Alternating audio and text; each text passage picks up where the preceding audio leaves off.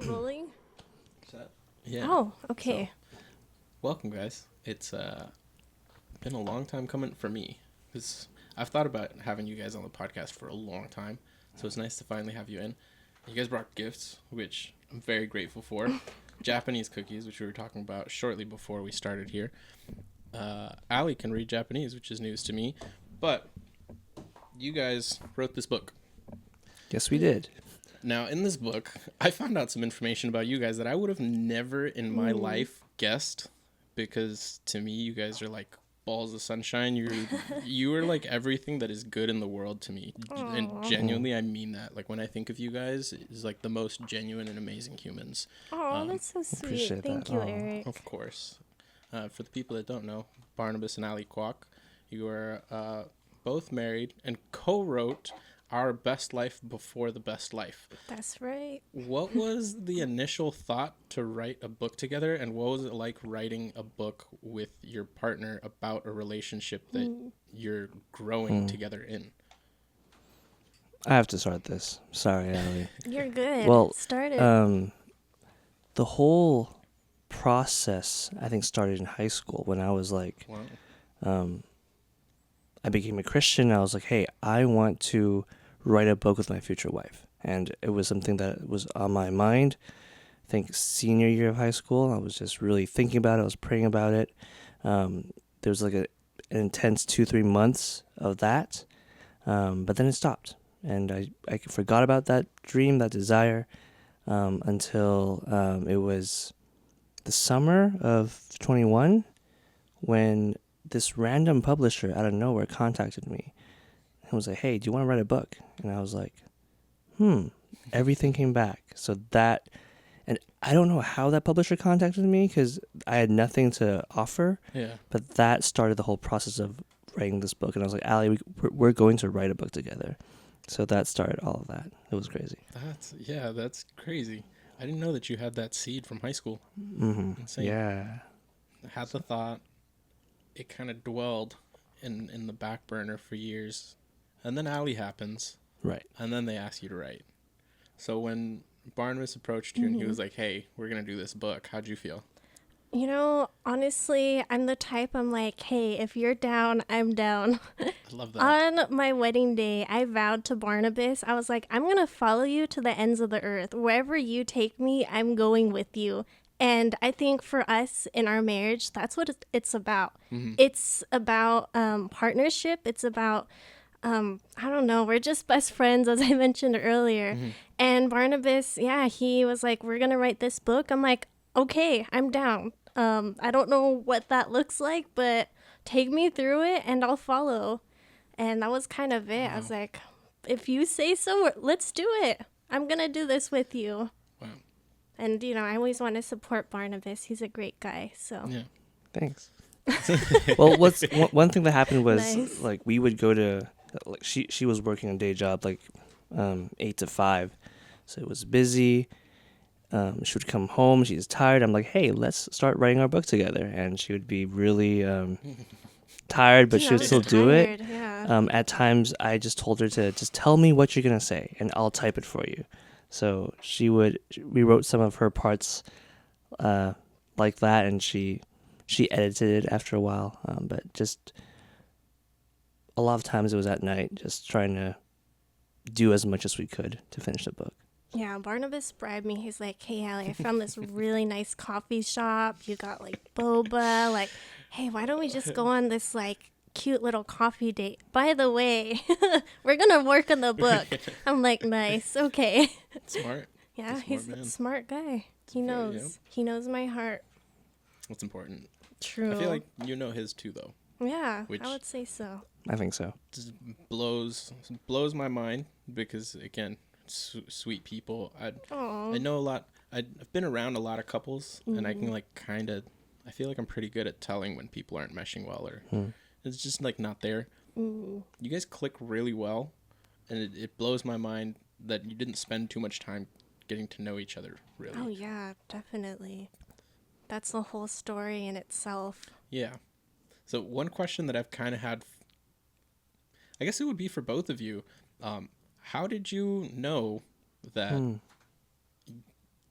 you were each other's person? Like, was there a moment where you're like, okay, she's got everything that I'm looking for. He has everything I'm looking for. Like, what exactly was it? Because do you mind if I share? Oh, yeah. So before I had mentioned you guys met 3 times prior to the or 3 times before being married, and the 3rd time was at the Yes. altar. Right. Yeah. That is right. That's insanity. It is actually Wild. crazy. Yeah. In the modern day, I'm like, we are literally Yeah. crazy. Like, people see us and they're probably like, dude, what is wrong with them? Like, I know. We're crazy. During my winter break too. During his winter in break. college. So. Your junior year? Yeah, Senior your year. was it? Yeah, your senior year of college, winter break, let's get married. It was not an elopement either. It was a whole wedding. Yeah. No, I remember. I remember Barnabas. He goes, "Hey man, I'm getting married. This is the invitation." And I was like, "Married?" You're like, dude, wait, you were Yeah. dating someone? Yeah, literally that's what I asked him. I was like, "How long have you been in a relationship?" And he goes, 2 years. And I was like, "I've known you for 6 months. How did I never hear about a girlfriend?" He goes, "Well, I wasn't really sure, so I didn't say anything." And I was like, "Weren't sure, but like- you were dating for 2 years, and then now you're getting married? I'm confused." I was like, "What?" Barnabas, you told Eric 2 years. I think that's what my memory. Oh, we That's we what my only- memory says, so we I only couldn't, dated for 4 months. Really? We were engaged for 4 months, done and dusted. At the altar, boom, married. It is crazy. How long did you guys know each other for? Like, online. We only knew each other Yeah, online it for was like, all online. It was yeah, all online. I'd say a year. Yeah, Um, of just knowing each other online, communicating through Facebook Messenger. Yeah, we're old. No. And Hey, Facebook was our email. thing. Yeah, Facebook was a Alright, thing. The email, that's what made you sound old. Yeah, If you left it at because Facebook, you would've I been know fine. it gets worse there, Eric. It gets worse. Email, because I deleted all of my social media apps, like I feel it. everything. And I got his email because I'm super stalkerish, and I'm good. I mean, I'm sorry, guys. I'm saying this on a podcast. You gotta keep things spicy, you know. I am so good at investigating. There's something with women. Just give me a name. All you have to tell me is a name. I've Good to know. got their social security number. I know who they dated. Anyways, I found his email. I sent him an email like, hey, I deleted everything. Just want to let you know if you want to talk. Here's my email. That's So funny. communicated through Gmail. And that's where you were like, "Oh man, she wants to email me. This is the one." yeah, that's true. She This got rid is of the everything, one. and she's saying, "Talk to me through email." This is just gotta be it. Those were I like feel it. 3,000, 4,000 word emails. It took hours to write. Man. She'll share more on her end, but yeah, I would finish class and I got this email. I would spend 2-3 hours working on it, just because it was fun. It was exciting. So It's like did modern that. day letter writing. I think so. Pretty yeah, much. Pretty much.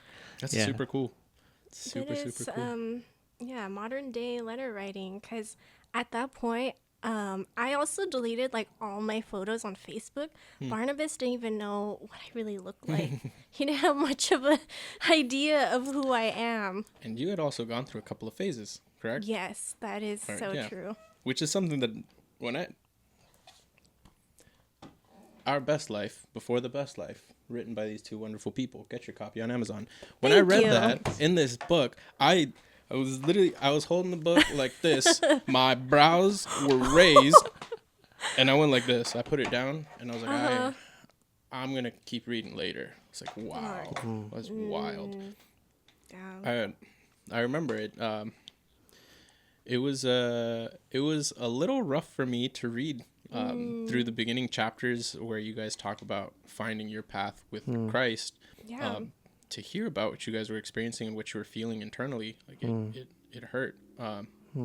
With that, I'd say you guys did a very good job at writing and portraying what was going on, because I felt it. But yeah, to find that out, that you had gone through a couple of different phases and like trying to find who you were, like that was so surprising to me. Yeah. It's crazy. Definitely. I can just say, like, who I was in the past is not who I am. And it's solely because I follow Jesus. I mean, he's changed my life from the inside out. And I could go on and on about all that Jesus has done in my life. But that's really what ties Barnabas and I together in our marriage. It's our Christian faith, and that we have the same God.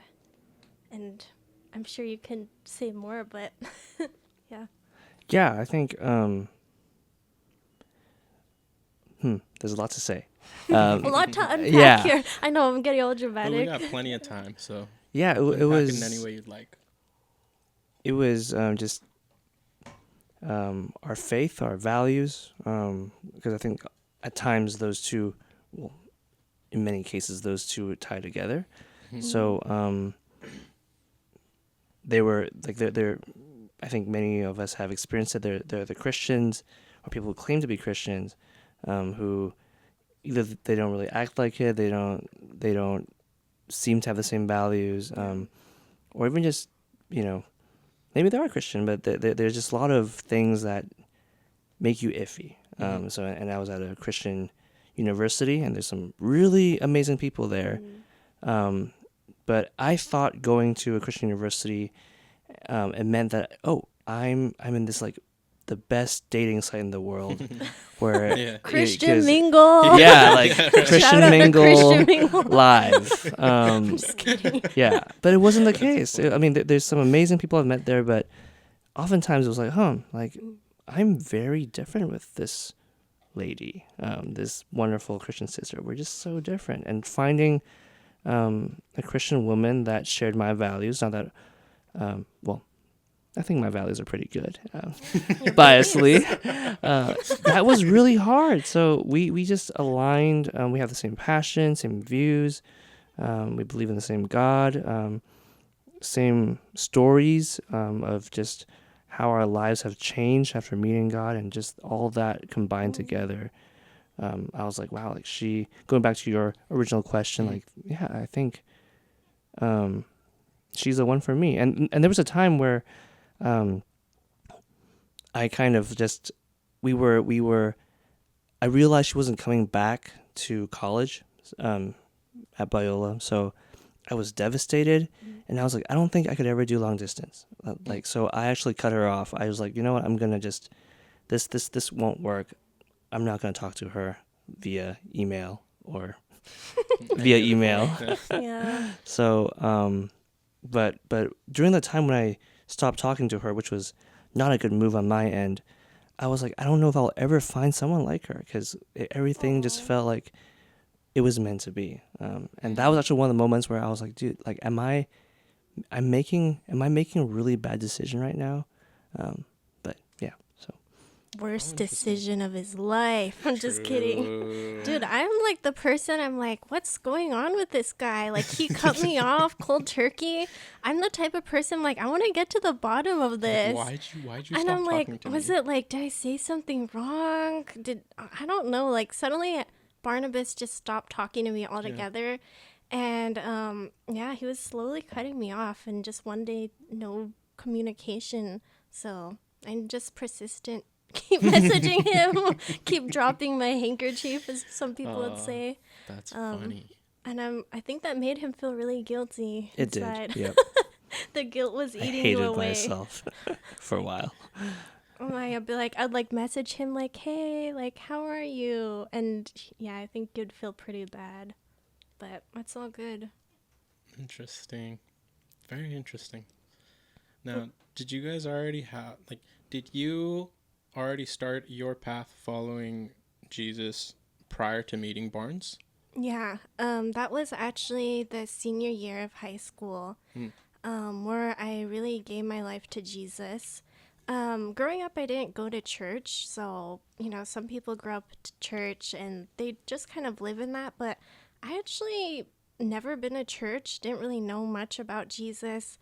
And I came to, as you mentioned, like in the book, I came to a really hard spot in my life of just, I don't want to be super dark, but of just like depression, this overwhelming sense of hopelessness in my senior year. And I had many questions, like, like these questions you have, like, why am I here on this earth? And at that point, I was in an abusive relationship.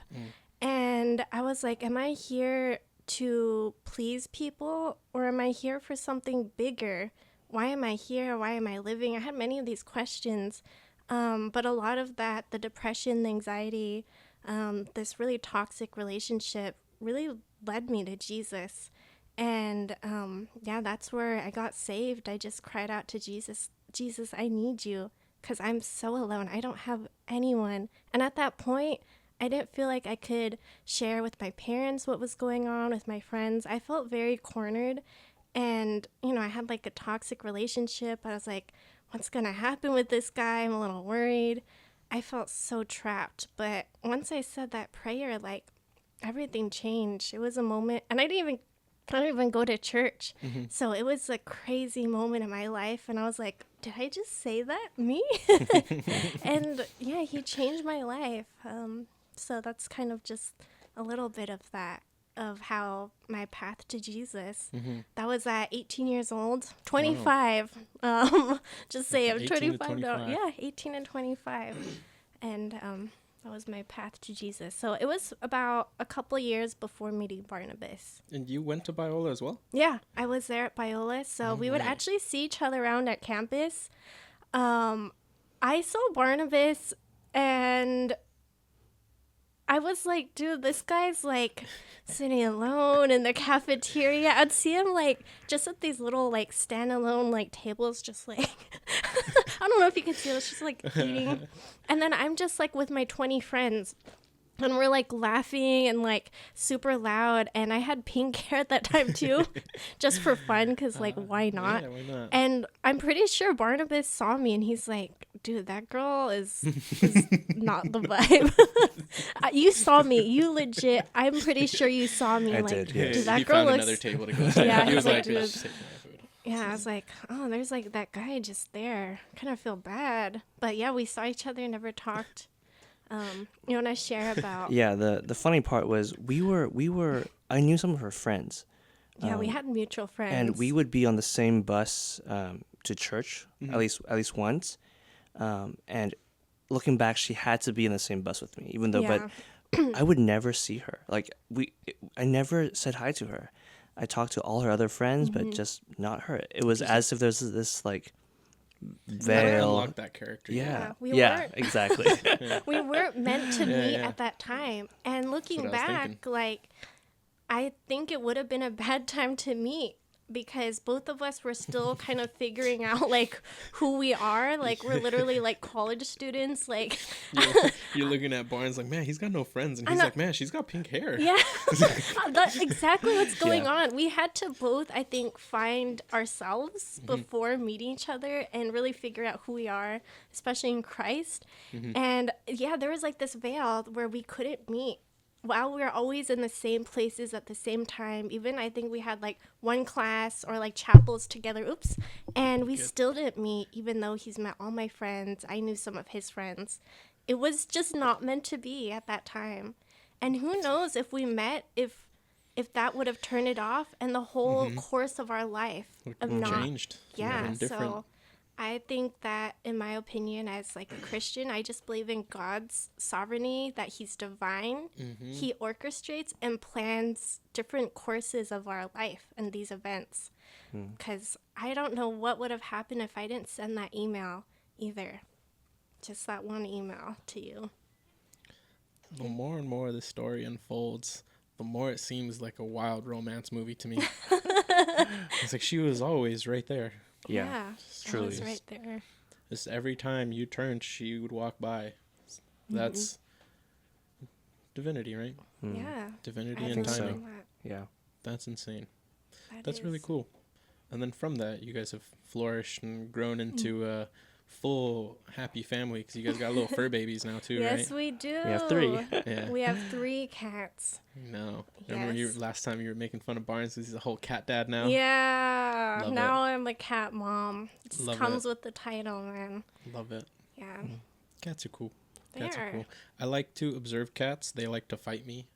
So You gotta meet ours. I think that's what you told me they're last like time. Yeah. extroverted cats. Mm. I don't know Little why. bundles of joy. They love Yeah, people. They love Okay. people. Yeah. That's new. That is new. I heard like pets take the personalities of their owners. So I'm like, you know what? Our cats are extroverted because we have makes people sense. over. I'm like, They're just extroverted cats. They're almost like dogs, but cuter. I'm sorry. I'm sorry, guys. Those dog lovers. Trigger warning. Our friends say like our cats are the most. They're the friendliest cats they've ever met. Like Yeah. they jump on you, they That's say good. hi to you, they don't bite people, they don't scratch people. Nice. So The cats of God. I like Yes. Yes. it. I like it. Just Little sounds like creatures. Yeah. these cookies have been staring me in my face. Shall we try them? We should. Let's do it. I'm gonna open these I'm suckers also up. very curious. And then I was telling Barnes that my favorite candy that I have in here, little ASMR section. Oh. Oh yes, that crunch. Wait, we should all take a bite of it and like It's start like happening for tapping sure. the wrappers. Oh, I don't have my long nails. thank you. Should I do like a Japanese? これはクッキーやホワイトチョコレート. Slowly That's open fantastic. the wrapper. In Japan, I'm sure you know since you see some anime, but before eating something, they'll say like "itadakimasu." Mhm. Yeah, What does that mean? I And think why it's is just it like bon appetit, essentially. Like thanks for the food. interesting. But yeah, Almost they like a usually cheers. say that. It's like Yeah, their version of cheers. I love that. So, cheers. Cheers. Cheers.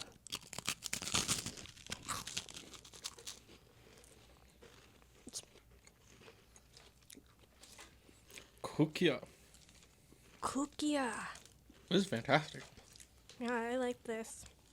Like the cookie itself has like a coffee-ish flavor, and then there's that little cream from the chocolate. I like the fluffiness of the cookie too.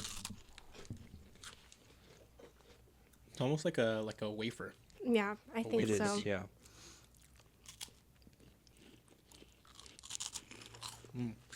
These are good. Thank you guys. Does our famous Daniel want one too? Sure. You go host. Okay, take one. You're going to take one. You don't have a choice.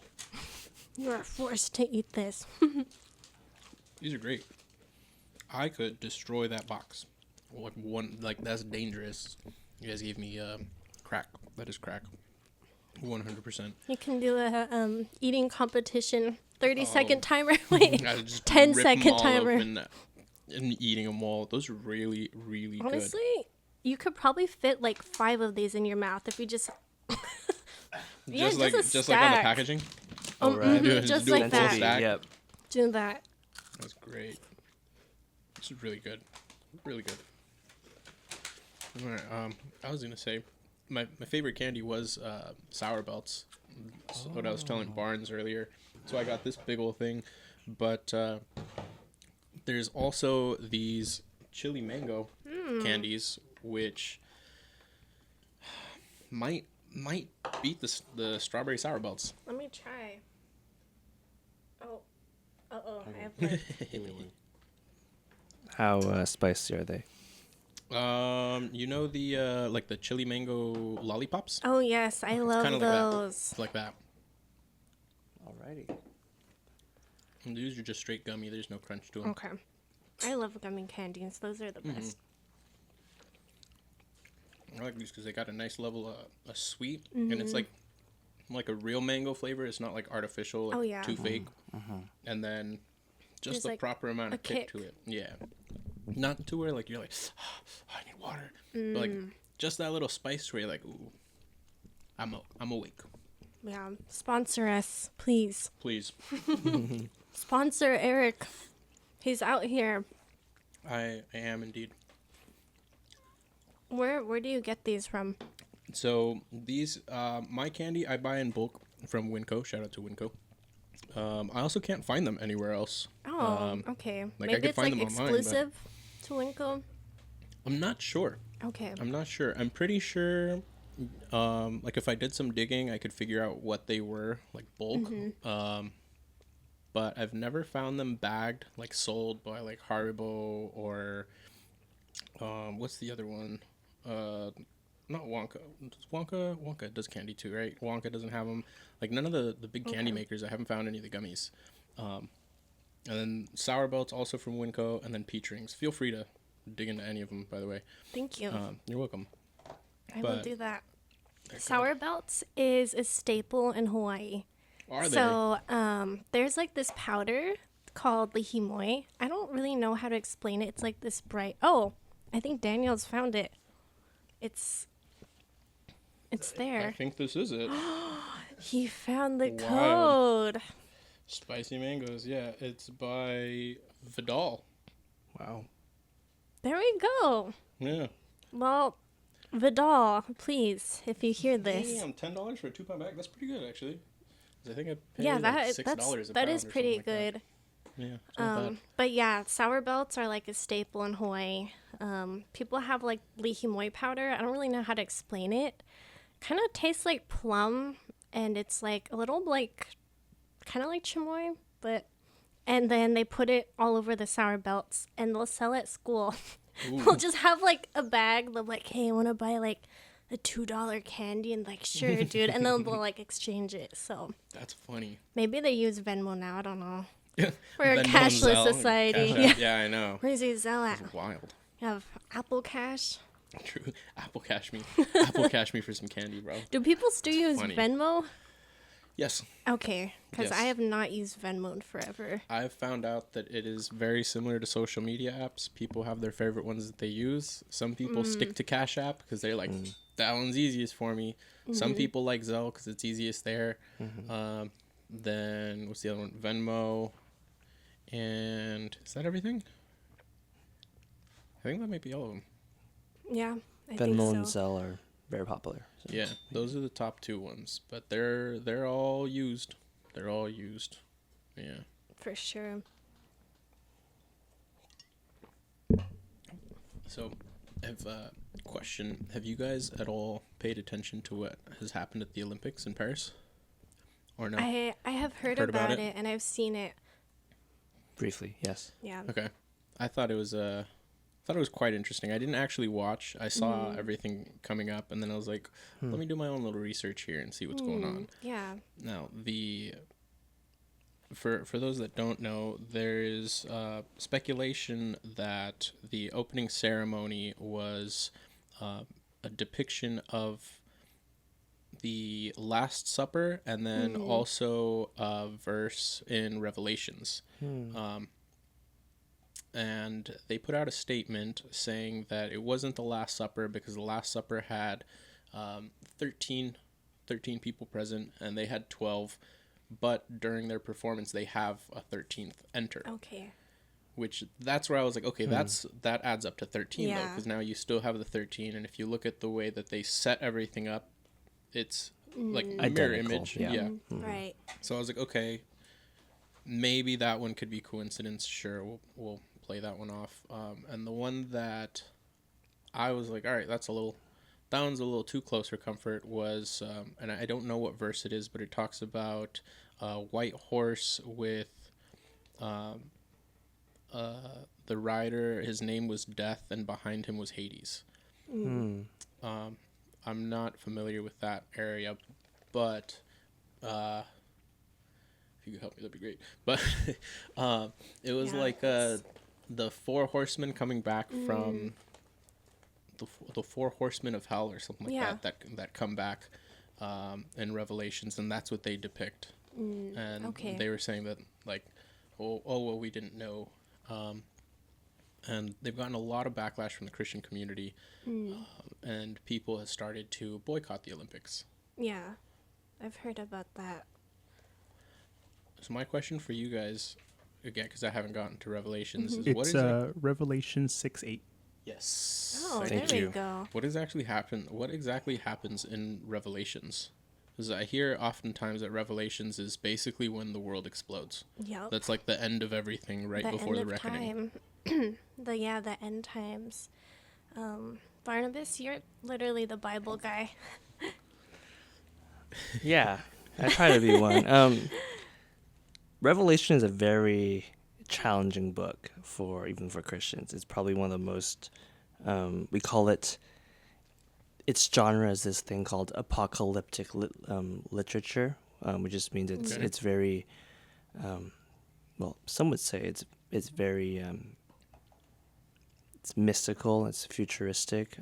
It's probably not just futuristic, but it's it's written as a vision, so it's all like, like different things and symbols have a deeper meaning, or we call it a referent. Like it's supposed to mean something, but it doesn't always explicitly say what it means. So Interesting. we kind of need to like figure things out. Therefore, there's a lot of different opinions on this book, and or when, especially, I think that the debate is really when it happened, or because some people will say, hey, it happened here, or some others will say, well, it will happen at a certain point. So there's a lot of debate. Unfortunately, my expertise is not on this book, but I think my gut feeling is, especially with this chapter, Revelation 6, it is a futuristic time. So it has yet to take place, at least in its entirety. It will happen, I believe. But I'll stop there. Yeah. Well, Okay. you'll stop there, but I'll continue. I'm not a Bible guy, but I do read my Bible every day. Bible guy is such a great title. It's so We good. call Barnabas a Bible guy. He's That's got great. like Superman and got Bible guy. Bible guy. Bible guy Barnabas. I like it. It's a good ring. But for me, I've been so interested in Revelation, just seeing, in my opinion, like from my point of view, just seeing the world unfolding, and there's been many very interesting events happening. And the world's kind of crazy, like low key, like pandemic. Whoever would have thought, and like literally 2020 with like modern medicine, there's Yeah, like a right. global thing. But for me, Revelation, it talks about the end times, what is to come. I'm sure you might have heard, but a lot of people talk about how there'll be like a one world government, and there's like the mark of the beast, with the chip, and there's many speculations. I can't say that I know everything, but I would like to just be able to have a guideline and be like, oh, once this is taking place, then I can kind of know where we're at in this book and what is to come. So it's a lot of craziness. I've read it in one sitting and freaked out. I was like, oh no, please. I don't want this to happen. Not when I'm here. So but- definitely not a read before bed. No, Right. do Yeah, not do not read do not before read bed this chapter, before okay. bed. But the last two chapters Noted. talks about Jesus and heaven and what the new earth, new heaven will look like. And that's a part where there's hope. And that's a part where I'm like, at the end of the day, in this chaos of what this world has become, climate change, whatever it is, like mental health crisis, we have hope. And there's a new earth, new heaven. And that's kind of what I can focus on. Because if I focus on just all that is happening right now, I'm like, dude, I'm cooked. That's what they say Yeah. now. I'm cooked. Like Yeah. I can't do this Yeah. anymore. And that is a really good way to go about it, 'cause there is so much negativity going around that if Yeah. you focus on it, you're just gonna feel bad. I So think true. so. So- Like you kind of start hiding, and I know some people, they get so fearful. Even like some Christians, they become so fearful that they don't even want to leave their house. You almost don't know what you can do to help or to change anything, 'cause just as one person, Right. what am I gonna do? Like I can choose to act better, but Yeah. like how do I get that across to others, or For sure. like how do you help spread good in a period of time that is so dark and needing of God? Yeah. Well, I Sir? think, I have two thoughts on that. I think our current society is, I should just say maybe our generation with technology and social media. I think one effect is it's more, everything is somewhat of a competition, whether people intend it to be or not. But like, let's say you go on Yeah. Instagram and you see people posting stuff, you might just think, hey, what about me? Like Oh yeah. I Why have can't this I take that FOMO. vacation? yeah, I have this lack that this and some people, I would say most people would probably post things that are good.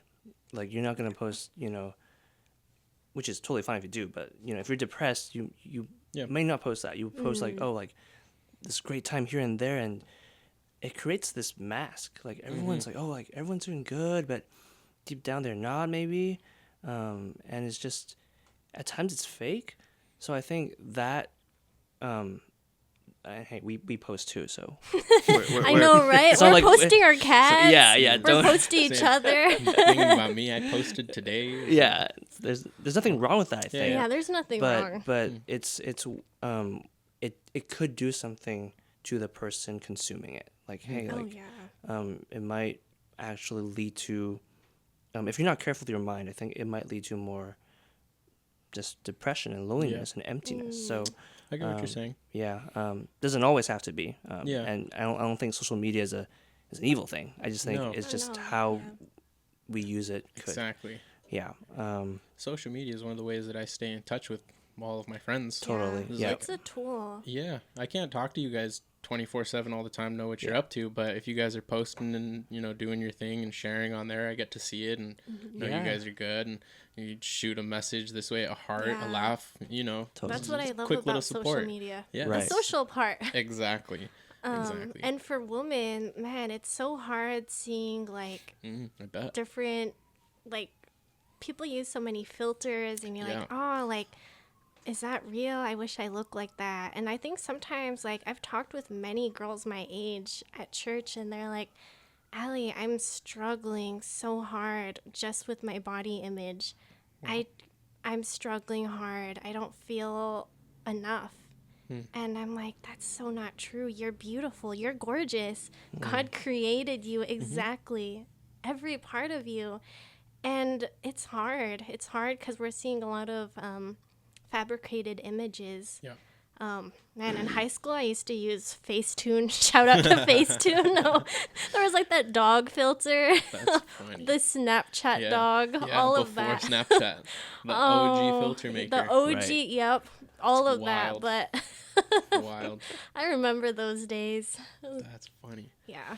Yeah, I think to what you're saying, I guess it's up to us to make sure that what we're posting is the most honest and real version of ourselves that we can. Because if we want to help, being honest and real is the way that we can do it. Yeah. Yeah, Being show all authentic. show all of the goods, the happies, the the completions, but also when you fail or you don't feel too good or something's on your mind, talk about it too, because you know Right. then people can see like, oh, you're not always okay as well. That must mean that it's okay for me to be a little off as Yeah. well, Yeah. and might even give that extra push to where they might reach out and say, hey, you know what, I was feeling like this the other day. When you go through this, how do you make it through? And then that starts the conversation, and going back to that, I guess, how do we help, right? Yeah. That's how we can start helping. Yeah. I have a thought on that, if I may. Please. So you mentioned about like how do we, like do good? How do we like perhaps make this world a better place? Yeah. I really think for me, and this is definitely true for Allie as well. It because that is one of our goals. We want to. A phrase is we want to. Whomever we encounter, we want them to experience like a touch of heaven, if possible. Not that we're trying to, we have this agenda, but we just want, because of who we are and who God has made us to be and how He's blessed us, want to share that, extend that blessing and that love. That's beautiful. But that really comes from realizing that like we are loved by God, that He loves. It's easy to say like He loves us, but to say like He loves me, and to not just know that, but to experience His love and be like, hey, like, yeah, I don't just know it, but I experience it. Like, God is good to me, and He's done so much, and I can actually rejoice in that because He loves me as a father.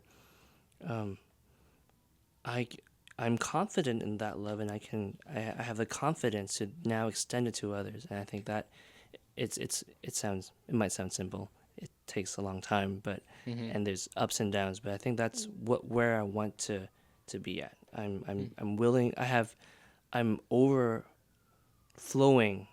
to bless others. Mm-hmm. So Yeah. I talked a And lot. if, No, you're sorry, good, dude. if I can add to that, in high school, man, I used to feel overwhelmed even in high school. Like, this was before I was Christian. I was like, I have so many friends with different home problems, or I know they're going through like some sort of abuse, and I'm like, what can I do? What can I do? And I felt like this overwhelming anxiety and almost like a hopelessness, like, oh, I can't do anything. I'm just a kid. What can I do as a person besides just being there for them? But after I became Christian, I just had this overwhelming hope, like, not only I can be the hands and feet of Jesus as he's called me to, I can pray for people, I can share with them the hope that I have in Jesus and hope that they can also experience the same thing and to receive that. And I think for me, that really changed me because I've always had this aching in my heart to help people, but I'm like, what do I do? And I think after, becoming Christian, I kind of had those thoughts like, yeah, I can be the hands and feet of Jesus. I can be as how he's called me to live here on this earth. Because as a Christian, I believe our life is so short. Like, we don't know what tomorrow holds. We could be a step away from death. And I don't want to think like that, but that is a reality. I'm sure, you've almost experienced that, like just a step. Mm-hmm. And I'm like, eternity in comparison is just, here on earth is just a split second. So what can I do here with the time that God has given me? And that's just something that I ponder about because I'm like, I want to do more for you, Jesus. I want to live a life that will be able to bring hope to people, but also to please you, my Father who's in heaven. So, yeah. I wanted to ask you, Eric, about the accident. When you got into that accident, and I know you shared like privately before, but I was wondering if you could share kind of like what was running through your mind as it was happening. Like the actual accident itself. Yeah. So my thought process was, I entered the intersection and I went, oh shit. I leaned to the right, open throttle, and then I looked down. I had a bumper on my foot. And then the sky was spinning and I heard, Oh. then it was lights out. And then I'm just looking up and I'm going, ugh, ugh. And at that second I knew it was bad. And I just had a thought, as long as I can gain control of my breathing and just keep breathing, I'm going to be okay.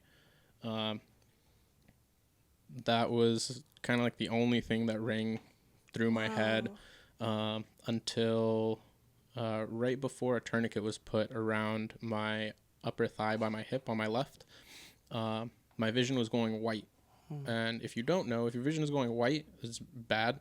So blacking out, most people know you just kind of like fade to black and then you're out. When your vision fades to white, it's either oxygen deprivation or you're bleeding out. Oh, wow. Yeah, so white vision, no good. Seek medical attention like ASAP. My vision was going white, and I just closed my eyes and I breathed, and then the tourniquet was put on. And from the pain of the tourniquet, I'm assuming adrenaline got me like back to good because I opened my eyes and everything was clear again. And then ambulance and fire got there. They asked me the standard questions, and then they started cutting my clothes off, and I went, "Are you guys cutting my clothes?" And they go, "Yeah." And I went, "I really like these pants." And they go, "You're worrying about the wrong things, dude." You're like, dude. It's like, "Man, are you gonna cut my shirt too?" They're like, "We gotta cut your shirt." I was like, "This is one of my favorite shirts." They're like, "We're really sorry, dude, but you got other things to worry about." I was like, "Okay." And then I got into the ambulance, and the paramedic, he goes, on a scale from 1 to 10, how much pain are you in? And I went, a lot. Yeah. Oh, yeah. And for sure. he goes, all right, I'm going to give you the good shit. The good shit is morphine. Okay. And after that, pain went away. Morphine does its job perfectly. And this is why I also... So after that, I understood why people with opium addictions struggle so much with getting off of it, because as soon as that morphine hit, there was no pain, and I didn't really care anymore.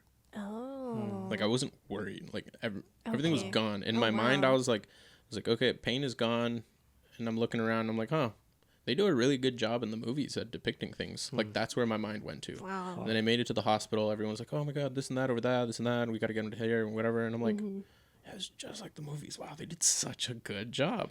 And they take me to a CT and MRI. And at that point, everyone was like really, really calm. And I was like, okay, if you guys are calm, then I'm probably fine. Then they asked if I had any metal on me, because the MRI is a giant magnet. Okay. So if you have metal on or in you, it will get ripped off, which I didn't know. So they were like, do you have any metal on you? And I was like, yes, my hand. They were like, anything else? I was like, earring. They were like, you want to keep your ear? And I was like, yep. I was like, all right, we're going to take that. Oh. Cool. Oh, wow. I didn't actually have like a spiritual battle or anything like that until later that night. So I got hit at like 7:30ish. And if I'm not mistaken, I was admitted into surgery around 9:00. Oh. Yeah. From 9:00 until about 2 a.m. Oh, wow. I was either in surgery or on the post-op, because I woke up at like 2 a.m. And then they took me to the ICU, and I got to see my mom and dad, and they were devastated. And like something in me just kind of like knew. It's like I can't be the one with emotions right now. Oh, okay. Because everybody else has them. So I need to show them that everything is going to be okay, and we're going to move forward, and we're going to get past this. So I told my mom and my dad, I was like, I'm going to be okay. Everything's fine. I kissed them and said goodnight. It was really quick, because they were still doing like the COVID rules. Oh, yeah. So since it was after visiting hours, because at the time it was 9 to 9, since it was after visiting hours, they only allowed them in because I had just been admitted. And even though I gave the police officer my driver's license number, they admitted me into the hospital under Orlando. Yeah. They just gave me the name Orlando, and my parents couldn't find me for like hours. They were in the hospital. They were like, we're looking for Eric Cervantes. I was like, he looks like he's got long hair. He's got these tattoos. He always has these rings, like this and that. Like they were describing me. He had a motorcycle accident. They were like, we had 3 motorcycle accidents this night. Oh, and that is so weird. Yeah. How did that happen? No idea. They found me because of my tattoos. My dad said he's got a cat with a dragon on it. And they were like, oh, I saw that. I know who you're talking about. That's good. Yeah. I'm sorry, did you ever, so when that was happening, like your parents just grieving, did you ever have a chance to also mourn by yourself? Yes. So that's what I was going back to the story. I see them, and then the nurse comes in and they go, all right, sorry, you guys have to leave. They leave. They go, okay, you've got your remote right there, the control, you've got everything you need, you got your water. Is there anything else I can get you? I looked up and I said, a left foot. And the lady was like, all right, have a nice night. And I was like, all right, not my crowd. Well, swing and a miss sometimes. So she left. It's a hard crowd out there. Yeah, I was like, that was the first one I cracked. So then she leaves and I'm laying there, and like wildfire, these thoughts just started to pour into my head. Everyone's gone now, you know. I don't have to hold face for anyone. Now it's just actually what's going on in here. It starts with, you don't have a foot, you're an athlete, you can't do anything anymore, you can't walk, you can't run, you're not gonna be able to do this, you're nothing. What's the point in going forward? Just give up. That's the easiest thing to do, is give up. This is gonna suck. Life is gonna suck from now on. Just give up. There's no point in moving forward. Like it was just repeating and repeating. And I remember stopping myself and going, Eric Daniel, you are too powerful to go dark. If you go dark, you will not come back, and that is who you will be. So I reached deep into who I am, and I held on to my cores, and I said, we'll move forward, because that's what I've always done. Wow. You know, I told people I'm the person that drops their backpack down a mountain, goes down to get it, climbs back up.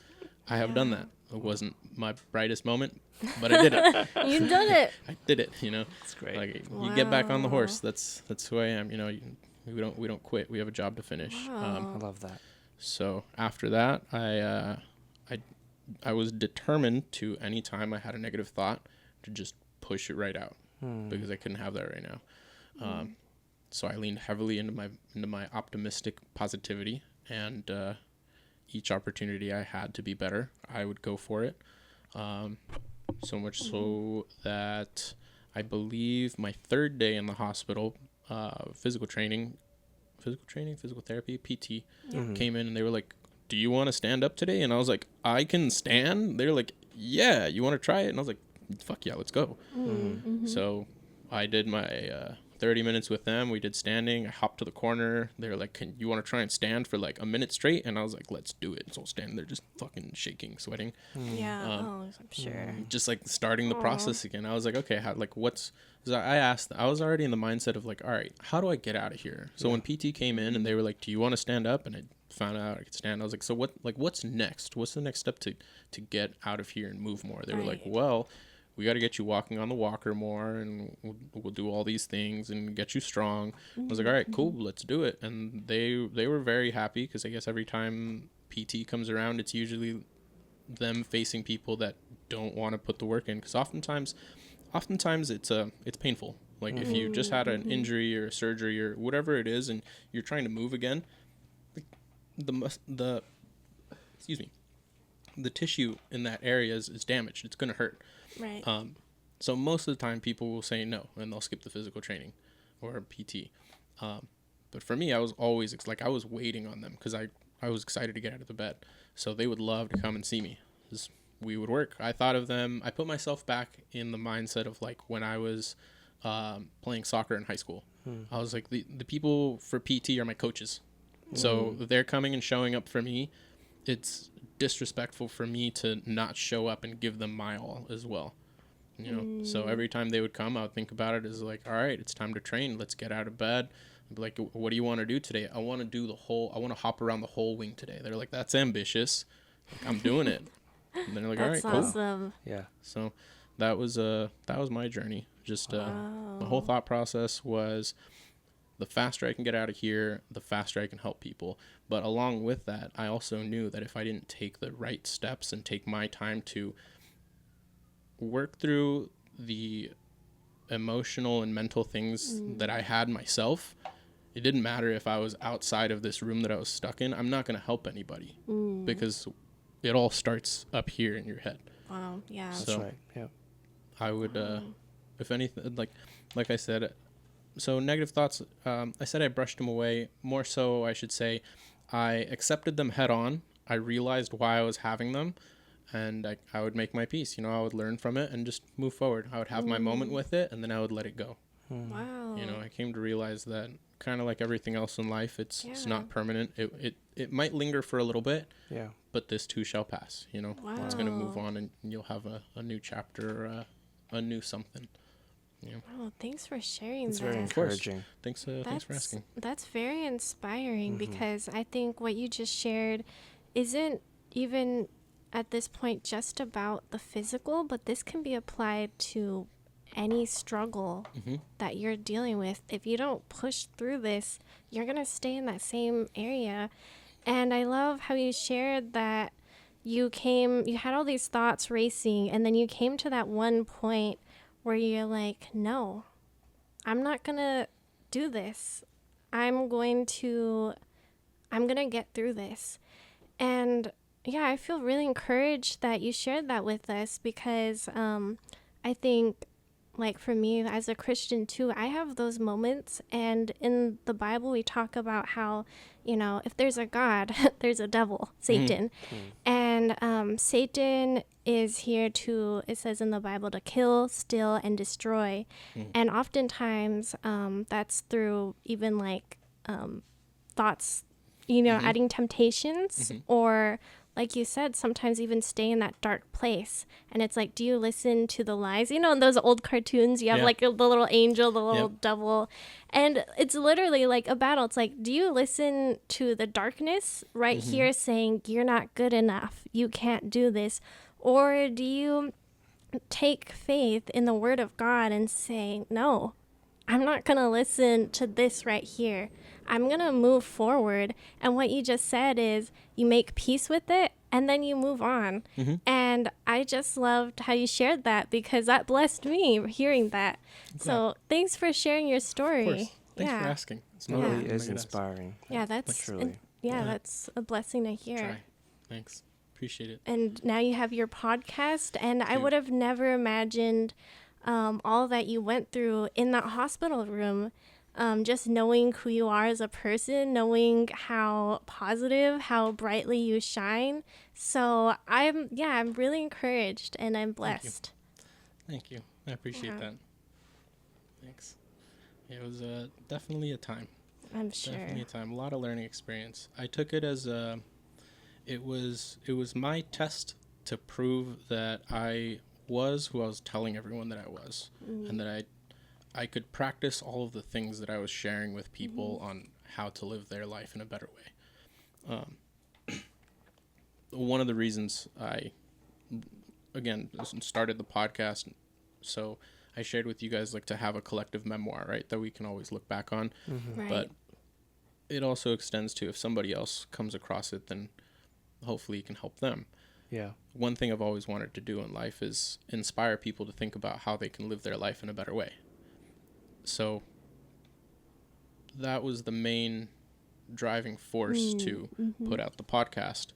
And then everything that I had experienced with my accident was, for me, I see it as like the validation for the knowledge that I had acquired the years prior, because I had worked very, very hard to become somebody that I was proud of being, that I was happy with.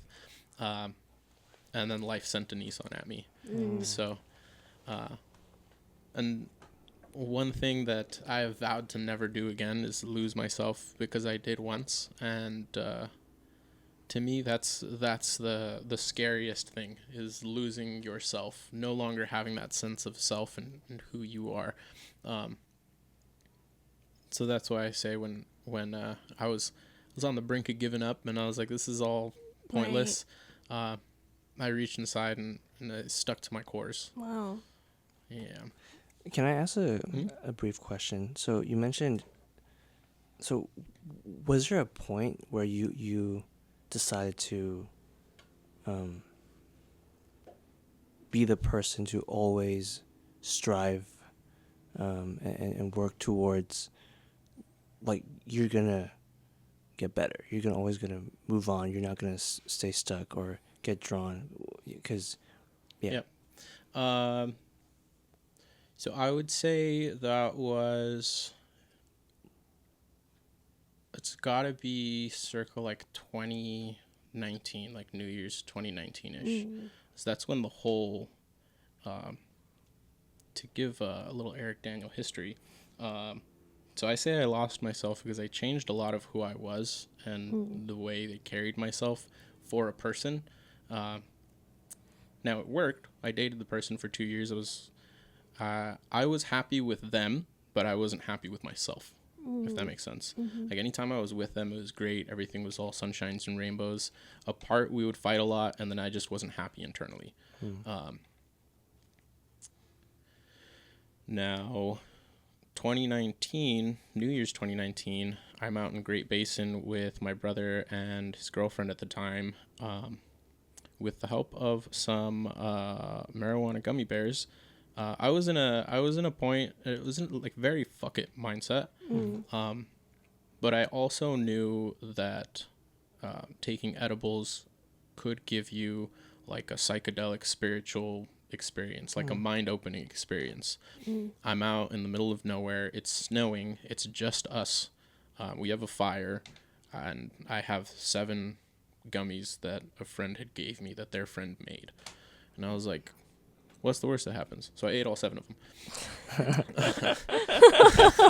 In the middle of like the snowy night. Let's just eat all 7. All 7. But my brother is there. I'll be fine. That was basically my thought. I ate all 7. 5 minutes pass, and I forgot that I eat all 7. So I start smoking a joint. I'm passing back and forth with my brother. He's done, but he lit up another one and passed it to me. I'm already a little intoxicated, so I forget that I had smoked the first one. I finished the second one completely by myself. And I had music inside my jacket pocket playing like really low. There was a fire in front of us and then darkness behind, and my eyes were heavy, so I closed my eyes, and it was just like orange. My front was warm, and I went, oh, my back is cold, so I turned around, and then this is the fire, and it's all black, and then my back was warm, but there was like this little corner of cement, so I knew like I could stay close to the fire pit with my eyes closed. And then out of nowhere, I kind of like teleport to Costco, just staring at the rotisserie chickens. Wow. And I'm looking at them and I go, oh, they're spinning at a specific rate to keep everything tempered properly. So I go, that's how I can stay warm without flipping. Yeah. So now I start like rotating at the perfect speed. I no longer have to like, okay, my back is cold, turn. My front is cold, okay, turn. So I'm just rotating and shapes start to form. My eyes are still closed and they're like swirling together, and I kind of slowly come to a stop because I'm like, what's happening? Eyes still closed, and then it starts to take form. I'm staring at the fire, and I know because it's like oranges, reds, yellows, the floor, mountains start coming up, and I'm like, whoa, this is like Mars. And off in the distance, there's a stage and a band is playing. You remember like those old media player like screensavers where it would like bounce with the music? Oh, yeah. It was like that, but rainbows shooting across the sky with the music. Wow. And then there's like beings running past me. I'm like, super weird. This must be an intergalactic music festival. Like, okay, super cool. So I go, oh, my back is cold. So I rotate again. It just changes scenery. It goes to like purples, blues, grays, like all cool tones. I was like, oh my God, nighttime stage. How cool. So I'm like lost in this land in the sky. It's like galaxies and planets and stuff moving through the music. And I'm like, whoa, how cool. And then I feel a tap on my shoulder, like a legitimate tap. And I turn around. My eyes are still closed. And I'm looking at myself, but from 2 years prior, from dating this girl. And I go, hey, do you remember me? And I went, Whoa. Yes. You used to love me. What happened? And my brows went so high, my eyes cracked open, and I'm looking at my brother, and he's looking at me just confused. And the only things I said to him is, if I told you where I was, you wouldn't believe me. And he just shook his head at me, and I tried to go back, and I'd never been able to. But I remember it. And after that, I had a conversation with my partner at the time, and she was like, I don't want you doing these things. I don't like it, this and that. That ended up being our conversation basically every night, and I couldn't take it anymore. There was like no negotiating. So we separated, and after that, I made it my duty to become the most me that I had ever been. And so the long answer to your question, 2019, that's when I really started to lean back into who I was. Wow. The worst thing happened. Cool, let's look at the bright side of it and figure out how to move forward. What can we learn from this negative experience so that next time it doesn't happen? With each day, you're setting the standard for tomorrow and trying to do better than yesterday. Wow. You know, so that's kind of what started the spark of me getting to here, I guess. Oh, wow. Thanks for sharing that. Of course. Didn't hear that part before, so yeah. It's very eye-opening. Thank you. You're welcome. Yeah. It's life is an interesting game. We all play it in a different way. We all get to experience it completely different too. So that's again another reason why I wanted to do this is because that's the best way to understand the world is through other people. You know, I can't experience anything that you guys have. You lived your own uniquely individual life, but through sharing and communicating and going into that deep thought, I can get a glimpse and understand what your life has been and learn from you guys. Yeah, I agree with that. You know what? I've been staring at these, and I'm like, open. When's an appropriate time? Anytime. And I'm like, because if it's like deep, I'm like, should I just start like, and I'm like, okay, guys, it's back. Welcome back to the ASMR portion. Oh, yeah. Unbox these nerd gummy clusters. There's a strawberry scent aroma. Okay, do you guys Well, want- on a different note, regarding these gummy bears, Allie used to, I think she still does. She loves snacks. She loves sweets. She loves chocolate. And there's Do this I? yes, you do. There's this one day where, really on in our marriage, I came back home, and we had a bunch of like Ferrero Rocher chocolates from our wedding, and then so we had like over 100 of them. Damn. Yeah. So, but then I came back Yeah, home. no one ate those. Come on, Yeah. guys, For real? get it together. Yeah, we had at our wedding, and no one ate those. You had Come them like on the guys. table, or how'd you have Yeah, Yeah. I don't know why. them? I would have cleaned the tables up. I ain't even Oh gonna lie to you. man, Ferrero I Rochers. wish you were there. Me too. Yeah. Me too. And so I have this, I think, because I lived a very disciplined life, not because of my parents and whatnot, like, they very hard limitations. Yeah. So if I eat a pack of chips, I will feel sick because I Really? just, like, my body just can't take it. I have to eat like maybe a few. I'll finish a pack of chips like this. You stick to the serving size. I do. Yes, no way. he does. No way. And I'm a That's huge wild. snacker. Yeah. Me too. So I come home, Fatty. nothing wrong with either or, and she has eaten, like, how many of those? I don't know. I was hungry. Yeah, you were I hungry. was hungry. You went And for I was chocolates. just shocked. I was like, you can't do that. No. And Yeah. That's funny. I don't know at that point. And then there's points where, like, he literally grabs a chocolate, like a chocolate bag, and like, I'm chasing him. Okay. in our studio.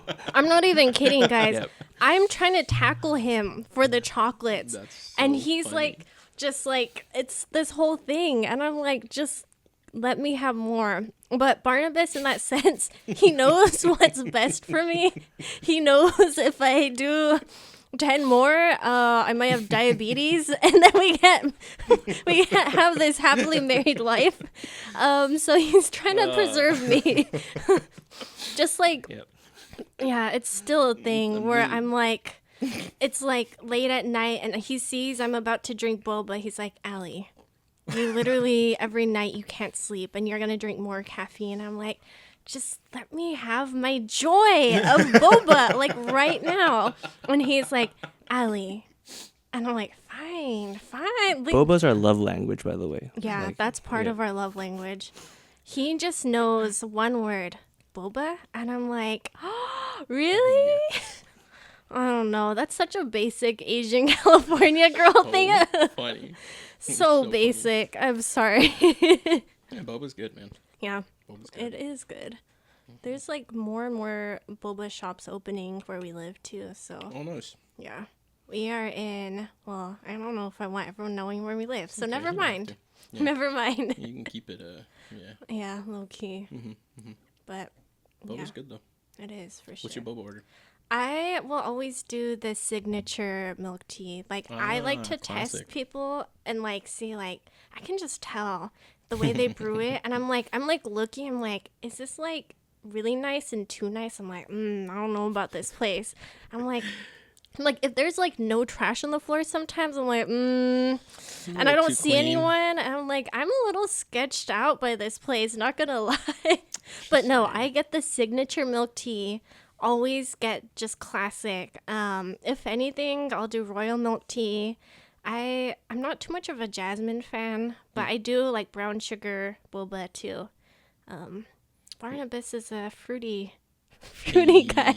I like it. That's what's up. I'm not sure about that. What? No, Not I'm anymore. not sure if I order fruity drinks. You always get mango whenever Okay. there's That's there's a that's a slushy. That's not really if boba. there's like Okay. a mango drink, he's like, give me Yeah, that Mango's mango good. I love matcha. mangoes. So good. Man, it's great. And Mango's one of there's- the greatest fruits. There's I this thing fully in our agree. marriage, like whatever I like, he doesn't like, and what he likes, I don't like. So because he has such a strong love for mango, I'm like, get that out of here. I'm never gonna order a mango milk tea. Like that's just nasty to me. I'm sorry. Peach That's milk funny. tea, not for me, guys. Not for me. But Feel could it. be for someone like Daniel in there, the corner. Yeah, you get me. You feel me. That's funny. Yeah. I'm split. I like oolong, oolong milk tea, and then was it mango passion black tea. Okay. That's pretty Yeah, good. I like those. Those are like my two boba orders. The mango passion black tea, I do crystal boba and lychee jelly. Classic. It's top tier. And then oolong, I just do classic boba. Yeah, I like oolong too. That one's pretty good. It has like a floral note to it that I Yeah. really like. And it's like somewhat earthy. Mm-hmm. I've been obsessed with matcha recently too. So I've never Recently, really gotten into matcha. I haven't done. Ooh, the matcha. Yo, I don't know if I told you guys about, or did we try the chocolate together? we We did, right? did, yeah. Okay. I went on to eat the rest. It's phenomenal. I saved it. Like, I saved it, and I would have it as, like, little delicacy treats after certain meals. And just let the matcha chocolate just melt in my mouth. It was the only chocolate that I had, because I'm a big, I chew things. So even if it's like a Same. Jolly Rancher where you're supposed to just, like, oh, keep it in your mouth, I bite. oh, my I have two to, root like- canals could never.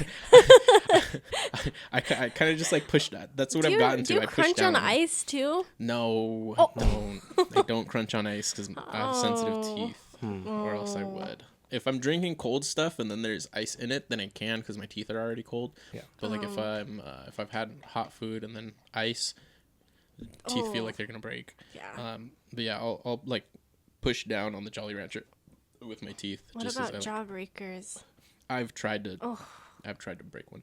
My sensitive teeth could never. Yeah, I've had to learn. But yeah, I'm a big muncher. I like to bite down. Wow.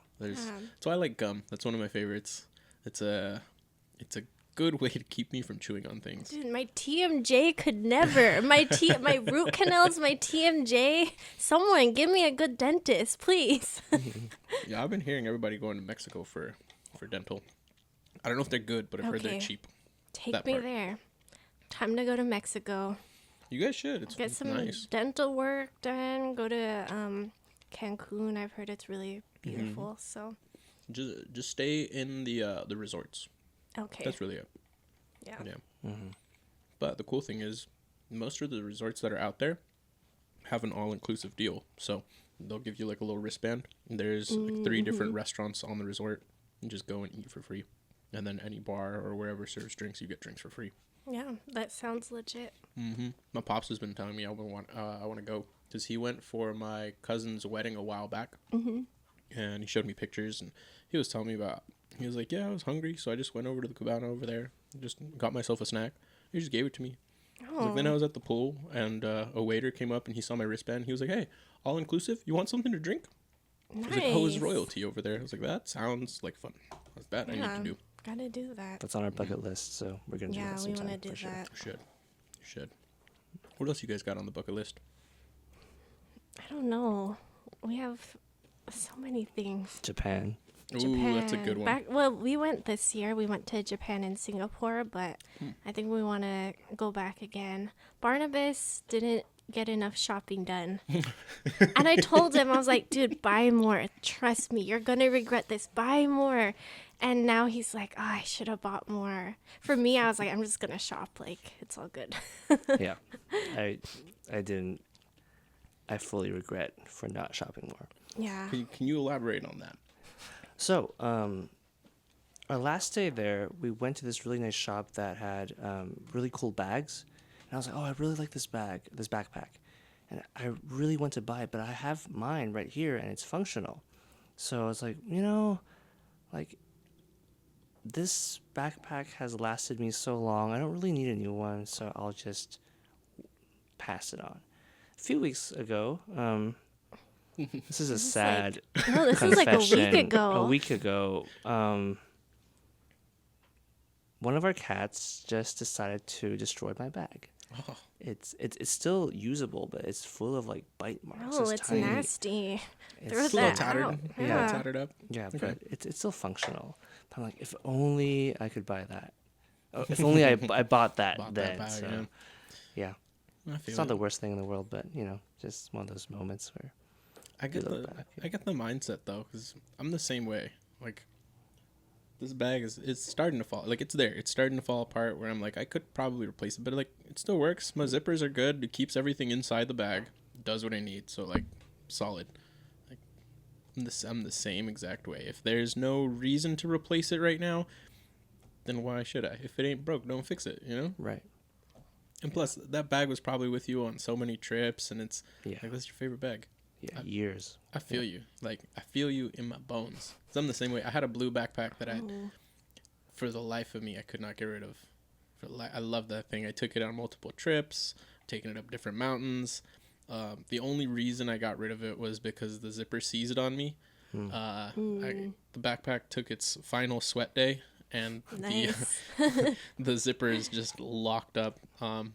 So I was like, all right, now it's time. Like, to the point where when I finally got it open, I broke the zipper, but the backpack opened. So I was like, all right. So then I replaced it. But I'm right there with wear my shoes till my foot pops out of it. So, Same. Yeah. Got to get the whole value out of it, you know? Yeah. Yeah, Yes. Allie. Yeah. Man, girls just gotta. I'm just a girl. I'm It's just true. a girl. She was saying earlier, too. She's I'm just a girl, man. girl. I want nice, cute things. Even then, I'm not that excessive, honestly. Like, yeah, I don't buy too much. I feel like I'm not that excessive. But girls just want some nice things. Barnabas is like, today I bought like false eyelashes. He's like, false eyelashes, false eyelashes. And he said it like 20 times. I'm She like, filled me because I was. yeah. And I was like, I'm just a girl. Have feel girl things.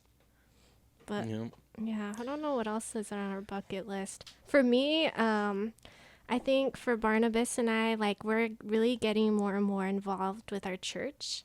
Barnabas works there full time. I'm there part time. But yeah, for us, I think we're really just trying to create a space for people who want Jesus in their life. And like last night, man, we had like 9 people over, and I was cooking away. Like, spent hours cooking, but just like, God, would you use this that I have, even the little that I have, to bless these people, and so that they could be built up for such a time as this. The Bible talks about in Esther, anyways, in Esther, she had the whole thing where she was the only one who could convince the king. And she's like timid, like, oh, do I have to do this? And it's like, no, it's you for such a time as this. And that's kind of where I feel right now in this world, where I'm put in Southern California. I feel like I'm called to be a light for such a time as this. Whether it's something as simple as just having people over and hanging out, or praying for people. Like, that's one of my favorite things, man. I just love being able to pray for someone. And when people are open to that, it blesses me oftentimes more than it blesses them. We had a friend over, and we're just praying for him, praying over his life, saying, God, would you just move and work? Would you guide and direct him with his future and give him clarity? And I've just seen so many of my prayers come to fruition too. It might even be years later, but I've seen God just answer and move in these things. And for me, that's just so exciting to see what God is working and doing. I'm sure Barnabas could say the same thing about how the Lord's just been moving in our life. Yes, I could. Yeah. It's definitely seen and felt. That I know for sure. Thank 'Cause I you. know last time I saw you guys, I had the honor of seeing you preach. Yes. That was great. Oh. And I'm pretty sure I told you last time, but you look very natural up there. And one thing I found very interesting is today you started talking about how you try and live your life according to the way that, like, God loves you, so you try and love other people that way, if I remember that correctly. Yes, that's right. Now, during your, would it be called a sermon? Sure. Yeah. During your sermon, I remember what you were talking about was specifically love. It was. Yeah. And that clicked into mind, because you were talking basically the same thing, talking about how God loves us no matter what. And being able to turn and give that love without question or without anything in return, without any expectation, it's a difficult thing to do. but I've not only seen you guys practice it, I've experienced it firsthand, and the space and energy that you guys create and hold is very unique. It's very unique. It's very opening, welcoming, and healing. I wanted to use odd, but odd has a negative connotation. It's healing in a way that I haven't experienced. You guys have a very unique energy to you. So like I can see you guys moving with purpose and this calling that you guys have to God, and sharing that. The congregation loves you guys. I've seen through all the stuff that you share, and then just being there. Everyone, I thought it was hilarious. And people were coming up to me. They're like, "Who are you?" Really? Yeah, I thought that was so interesting. They were coming up there like, "Who are you, and how do you know Barnabas and Allie?"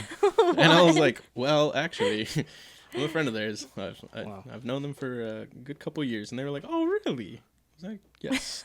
And then they would go on to explain about how the congregation is different since you guys had arrived. Oh, wow. Yeah. Oh. That's sweet. Oh. Yeah. Yeah.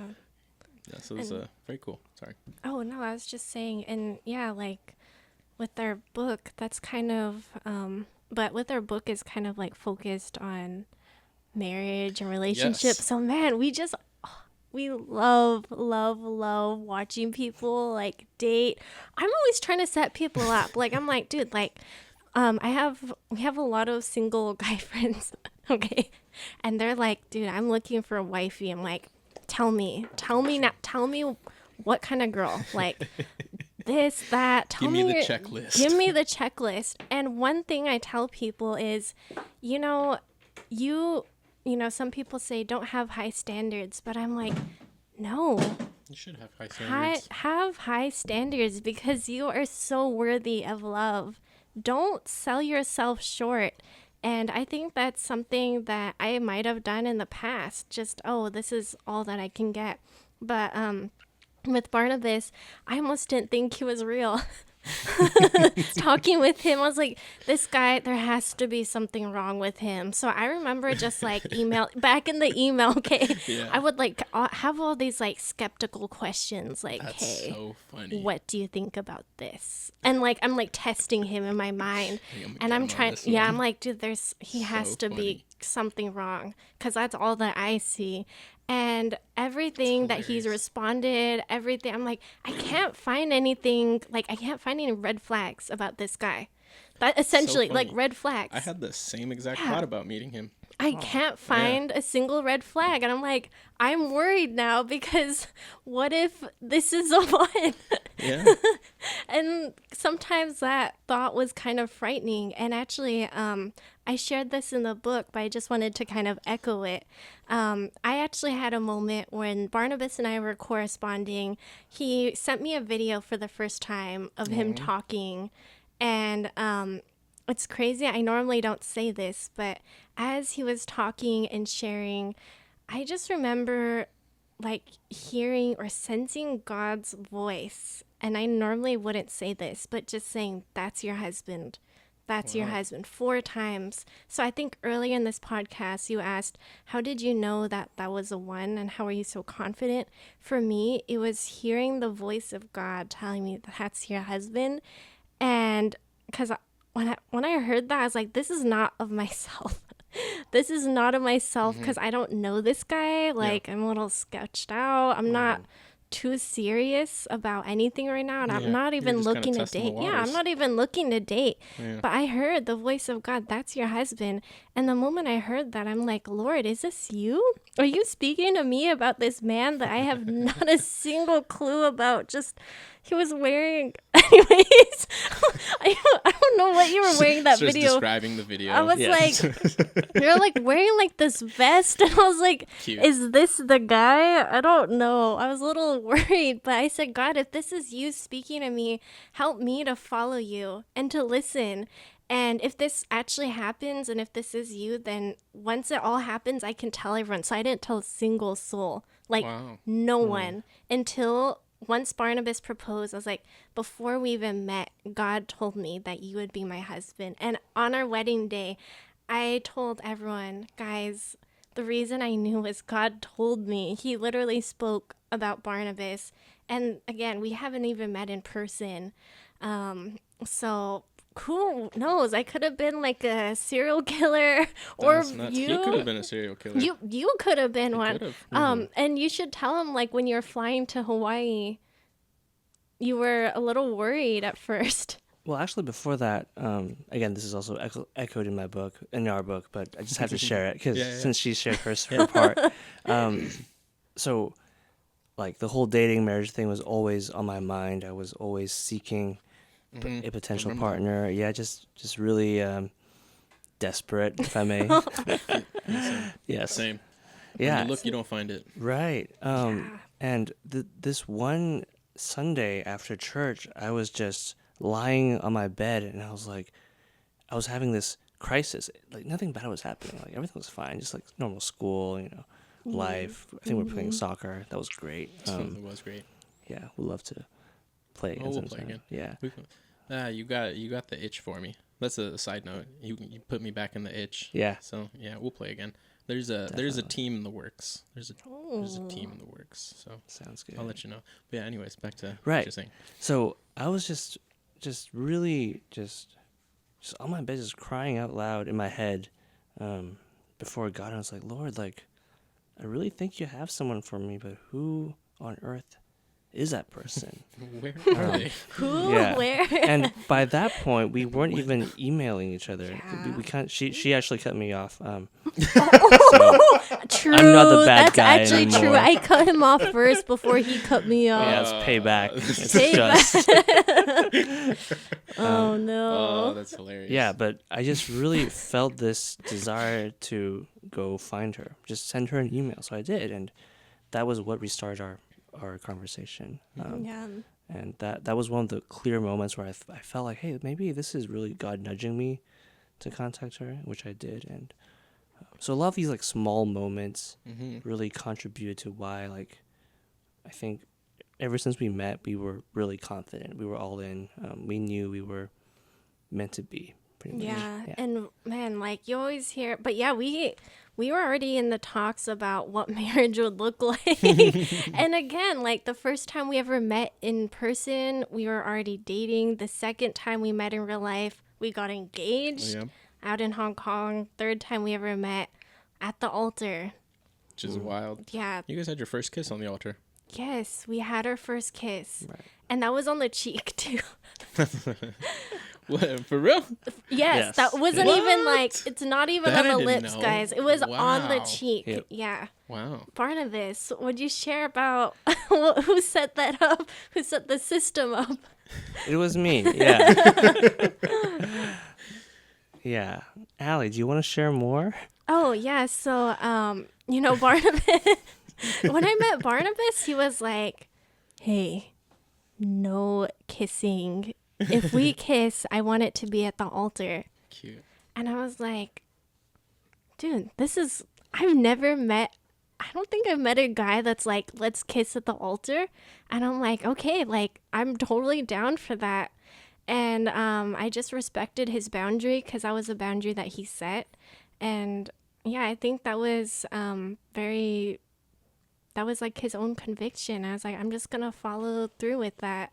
And so, yeah, at the altar, we just did a little kiss on the cheek. It's cute. Because we I were love it. we were embarrassed. We're like, Love. we're not here, not in front of everyone. To be fair, yeah, first kiss in front of everybody is a little Yeah. tense. So I think like, so. A little odd. Yeah. Yeah. So on the But- cheek. It's a Yeah, good move. I thought that was really sweet of him. You truly are a Bible man of God, huh? Yeah. I try to be. I'm not There's- perfect by any means. But Yeah, I just none of try us to. are, pal. Yeah. None of us are. Yeah. I think it's funny that you were saying you're trying to look for red flags because when Sammy brought Barnabas around, I was trying to figure out this guy because Sammy was like, "This is the most churchy guy. He Bible," Yeah. and I was like, "Okay." And Sammy knows that at the time I was very like I would combat the Bible. The first time we met, we were at Chick-fil-A, and I was asking Oh. Barnes some pretty heavy questions like, "How can you Nice. prove to me that this is happening?" And I'm pretty sure there was, because I don't remember what I asked him, but I remember there was a time where he stopped, pondered, and he went, "I'll look into it for you." And I was like, "Huh."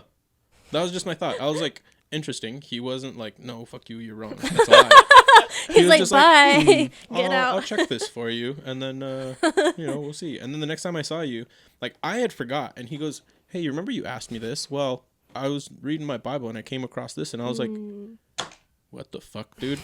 I was like, who You're like, are you, bro? why And where did you even come from? remember that? Yeah, like legitimately, I was like, why? He Why has did a you good remember? memory. Yeah. He remembers everything. Yeah. Sometimes I'll tell him something and I think he's not listening because he's like on his computer driving. And then it'll be like a year later, he's like, Allie, that day when you told me this, I remembered and I pondered and I was like, this is a year later. I now have the answer. And I'm like, this is Are a you year ready? later. I'm like, oh, you were actually like listening. You were there with me, even though I thought you were just like playing your game, but no, you were there with me. So that's something I appreciate about my husband, Thanks. my bestie. Love Yeah. it. Love it. Yeah, he's a very interesting mind. It's been awesome knowing it. I definitely agree with You're an that. interesting mind too. It's been awesome getting to know Oh, you too. thank you. Yeah. I appreciate Same that. to you. Oh, Yeah. You have a very Thanks. interesting mind. I love it. Appreciate it. It's been Yeah. fun. Yeah. What was your favorite part about writing this book? Like a favorite shared moment or like. Oh yeah, for me it's easy. It's when we wrote about the first time we met in Hawaii in Kona. That was just so much fun. We were laughing. I think we were on our bed just writing it. We were on our bed rolling, like laughing, because we're like, this is too much. And we can't even, on paper, we can't even explain the joy we felt as we're literally, like, cracking up crying. I was crying, like, because our first meeting was literally so awkward, guys. It was so awkward. Like, imagine you're like, oh, I'm just going to meet, like, my online boyfriend. And then what do you even do? Like, when you meet in person, you know, in, like, middle school when, like, people, like, text each other. Yeah. And then, like, there's, like, that awkward moment, like, you see each other at school, like, Oh, hi. hi. And then you, like, hug and run away. So when I Yeah. met Barnabas in person, it was the weirdest. It was so weird for me. I was like, dude, this is my boyfriend, but I don't even know him. What is funny. going on? That's why, I'm sorry, I interrupted you, but That's okay. Yeah, she just after we met, I got in her car because she was driving me to her place, and she just lowered the windows and blasted music to Yeah. drown out the awkwardness and silence. And I was like, that's okay. And it it's works. funny It's a good move. because when Barnabas met me, he was like, oh, this is the one. And I was like, I was just like so shocked, like, what is going on? I know. And I was like, why do I have this guy in my car and he's going to meet my parents? And Oh boy. at one point at the dinner table, okay, I have my like parents here. He's just like this poor guy. He's like surrounded by us. He doesn't know. He just knows me and like my dad's or my mom's or I have like my aunt, and I'm just like silent. And I'm like, this is my boyfriend. This is my boyfriend. Oh, this is my boyfriend. I'm like, I'm not a Allie. serial killer. I'm like, Allie, just treat him as if he was an exchange student living in your house and try to be a little more hospitable and friendly. Because there was like shock meeting in person. It's so yeah. different. There's something about being in person versus just through the screen. Well, did you guys ever do any like phone calls or video calls? Or Yeah, anything like did, we yeah. did. Mhm. Okay, That was pretty much it, though. Like got it. we Yeah. just called and video chatted, but I feel like that's like the closest that you can get, but it's still not the same. Yeah. When you actually get to feel the energy of the other person, yeah. which can And- sometimes be confusing, especially if you're feeling the way that you are. I was like, Yeah. I have no idea. And it's interesting you said that because, you know, I think about the Bible, how it talks about on earth, there's almost like a limit of what we can experience God. I mean, we can experience God, but there's almost like you said, like there's like the video call. You can see each other, you can talk, but then being in the person and then heaven, there is no veil. There's God and you're fully in his presence. So I like that you said that because I do think about that. Like there's a difference. But yeah, definitely being in person, seeing him was a shock, but it worked out. Married We've been married for 4.5 years now. So Oh, has it really been that long already? yeah, it's been Yes. four and a Yeah. half years. Time flies. Got Time 3 really does fly. cats. Yeah. That's crazy. I think I met you in 2021, or was it The first time. 2020? I think it was That would 21. make sense. Yeah. Yeah. I remember the first time I met you, Allie, was at Blooming's right after your guys' Yeah. wedding. Oh. I'm pretty sure that was when I first met you. Oh, okay. Yeah, Yeah, Was right? I think so. that at Down Oh, that way. okay. We had pho. Oh, okay. Yeah. Now I remember. I remember that. Then Yeah. that wasn't like really early on in our marriage. Yeah. And I feel like who we were then, even now, we're always changing, evolving our marriage. It's crazy. Like, I didn't think people say like there's a honeymoon phase. And I'm like, if there's a honeymoon phase, we're still in that phase because we That's just beautiful. still have so much fun. And I don't think that our love has ever gone even more distant. If anything, man, we've gone through different things like financial hardships. Oh yeah. If you would like to speak on some of that, like the difficult times and how we've just been closer. Getting through some troubling times can definitely bring you closer. As long as you both work towards that relationship, I think you Yeah. can always make a relationship stronger. There's some times where, relationships will hit that point and the people will become reclusive and they'll pull away from each other, and I feel like that's where things fail. And to touch on the honeymoon phase statement, I agree with I would agree with the, like, I don't know if there is per se a honeymoon phase. I've always attested it to, like, what people refer to as the honeymoon phase is just infatuation. Like, that's the common experience is you're Yeah. infatuated with this person. It's new. Oh my God. I Yes, haven't. yeah. Now I've spent a couple of months with, like, I'm used to you in my life now. So it's just like, meh. But if you're constantly putting effort into the relationship with intent of each time I see this person, oh my God, I'm so excited to see you. Right. Even if you didn't have the greatest day, you don't have the energy, but you put in that, like, I'm excited to see you type of energy, then you'll still stay in that honeymoon phase because you're entering in to see somebody. And how we were talking about of having that energy and presence, right? You're gonna meet the person with I'm excited to see you energy already. Like, my day sucked, but you're great. So even if they had a bad day, they might still be carrying that, like, oh my God, work sucked, whatever. And then they see you and they see, like, your eyes are already lit up to see them. They're like, Yeah. I fucking love this person. Yeah. And it just makes you feel better, Right. you know? Yeah, on that note, I just want to share like one comment or one, I don't know, just a guy sharing how to make relationships last. He said it's not about like you and your spouse giving 50% each to reach 100%. It's both of you to the best of your abilities giving 100% at all times. And that, like, it sounds really simple, but for me that really shook me up. I was like, oh yeah. Like, because I always thought, oh, if I give my 50%, I'm good. Like, and if she doesn't give her part, it's on her. But it's like, no, it's not like that. It's both of us just doing our best, trying to. And yeah, like when we had some financial difficulty at one point, we thought we were going to be bankrupt. We thought we were going broke. Like, life was over. We didn't know what was going to happen. And I was presented with a choice to, I forgot the word you used, but just to just create distance with Allie, or just like either blame her or just try to just be cold and like, we're going downhill, just let it burn, or to really be closer with her and just try to work it out together. So it was a daily battle, and I think at times I wasn't the best, but at times I woke up and I was like, I'm gonna pursue this relationship in spite of the Pursue hardships. your wife. Yeah, pursue her. Yeah. And, in the Bible, it talks about like an exhortation to husbands. It's like, husbands, love your wives as Christ has loved the church, and Jesus gave his life. So I really feel like I see Barnabas live out that role. Because there's been days where I'm not easy to be around. And he's always the first a lot of times to say sorry, or if I am mad, he always pursues me.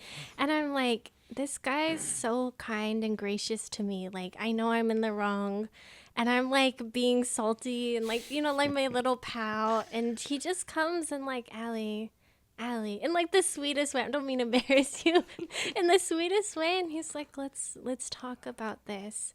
And when I see that in Barnabas, the Bible talks about how a marriage is actually supposed to be able to be a representation of Jesus and the church and his love for the church. So Barnabas being Jesus, me being like the church, and how Barnabas keeps pursuing me, even if I'm in the wrong at times, and how Barnabas comes down with a gentle heart, because oftentimes we hear about God, and he is almighty, holy, but Jesus is also, it says his heart is gentle and lowly. He came with a very gentle spirit, and I really see that with Barnabas with me.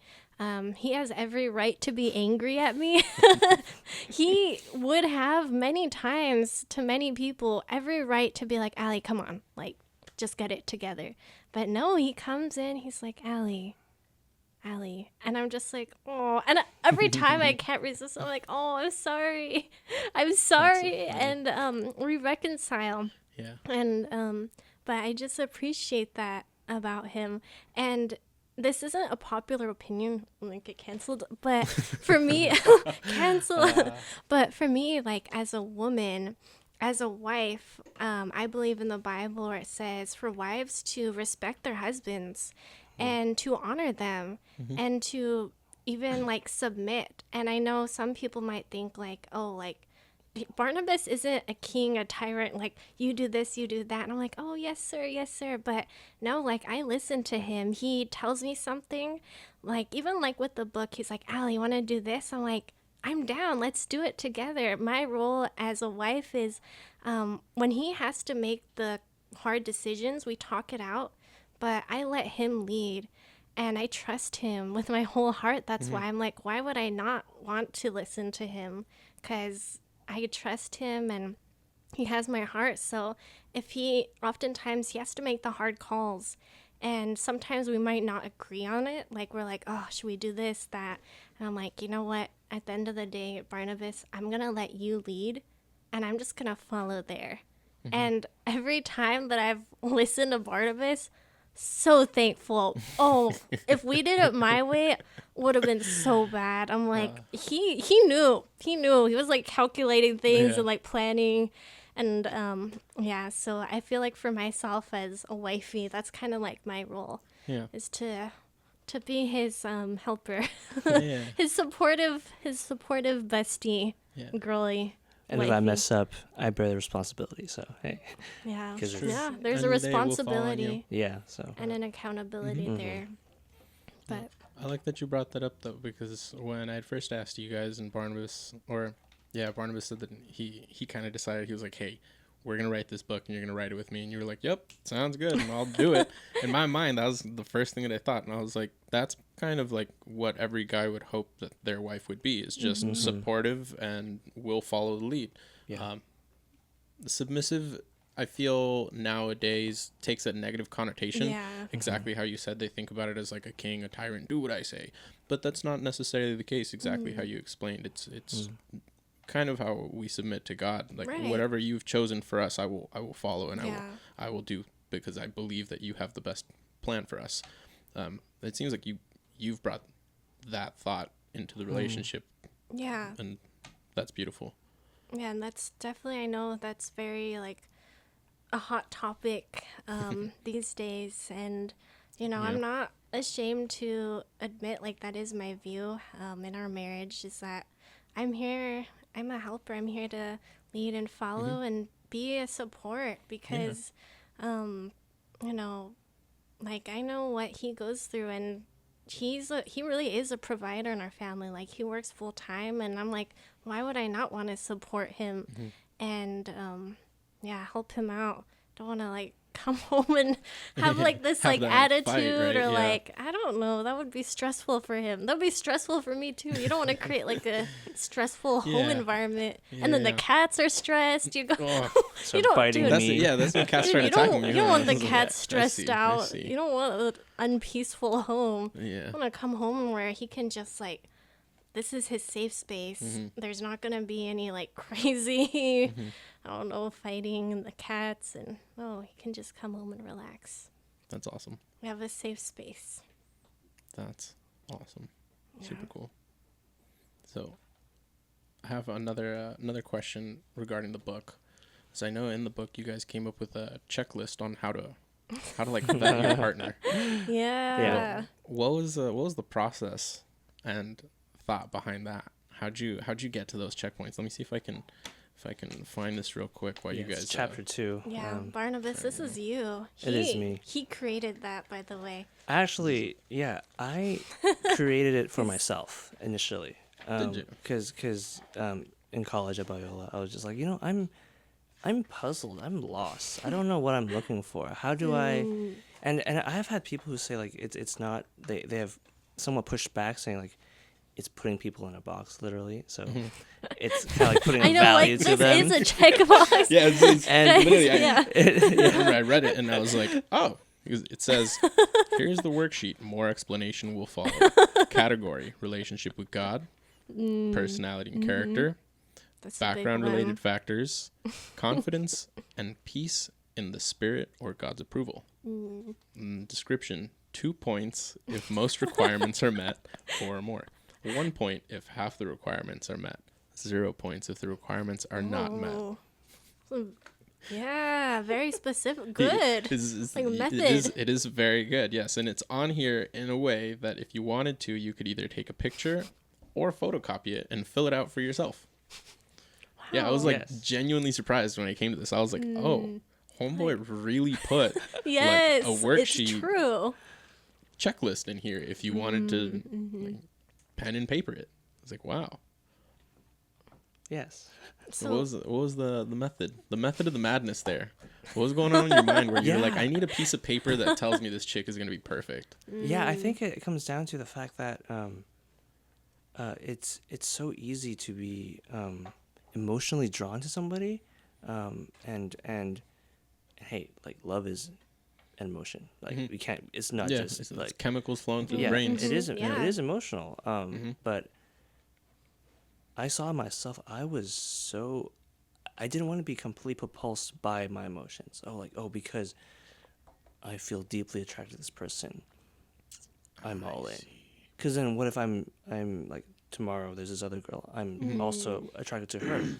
Like, hey, like what's I need something concrete to really ground myself. Yeah. To not do something dumb. I see. This is like your Yeah. pros and cons list for Right, the chicks, pretty much. emotions aside. Yeah.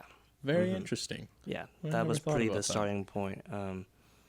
And obviously like attraction is huge. Without attraction there's no Yeah. interest. But Yeah, it's Um, called the friend zone. Oh, I'm sorry. It's a friend zone. It is fully platonic. Like seriously, girls, you know what I mean. If you know, you know. There has to be some sort of attraction. Yeah. Without attraction, it doesn't work. It's Right. called the friend zone. All right. There we go. Thanks. Appreciate it. Damn. Yeah.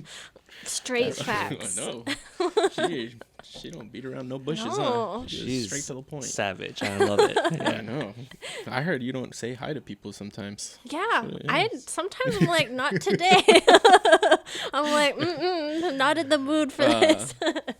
I feel it. Respect, protect your peace. Protect Yeah. your peace. I like Just it. gotta keep on walking. Didn't see you. Oops. No. I feel it. So this the checklist. Did you have this before or when was the checklist made? It was made during my sophomore year in college. So I think we met, I think, junior year. Whatever. Yeah. I 2018. wasn't in college, so I can't tell Yeah. you. But yeah, I was still in the relationship at the time. Gotcha. I was lying to go play soccer. That's how Really? wild it was. Yeah. Yeah, so like soccer for me was like my escape to go hang out with my friends. Wow. And I would preface it with like, oh, Sebastian is having issues with his girlfriend. I gotta go talk to the homie and see if he's cool. And she's like, oh yeah, go get the tea too. Like figure out what's going on and then come back and let me know because like I want to know the hot gossip. So I was like, oh yeah, I got you. I was like, yes, I get to leave the house. We were long distance and I would FaceTime a lot. Oh wow. Okay. And she'd gotten to the point where like she wanted all of my time and attention. And if I wasn't at work and I wasn't FaceTiming her, then it was a problem. Oh, I see. Yeah. So that's why I would have to like kind of coerce my way into things being okay for me to leave so that I wouldn't have to leave. And then it's like, you don't care about me. You'd rather go play soccer than spend time with me. So I would like, which is kind of fucked up because I'm, what is that, manipulating? I was manipulating her into letting me leave by making her think that my friends had problems. And then I was conjuring up stories to tell her about their relationships, which sometimes were true because sometimes there was some bullshit going on. Sure. But for the most part, I was telling lies so I could leave. And then we'd play soccer and sometimes we'd go have a beer. And then I'd come home a little bit tipsy and she's like, you didn't drink, right? And I'm like, nah, not at all.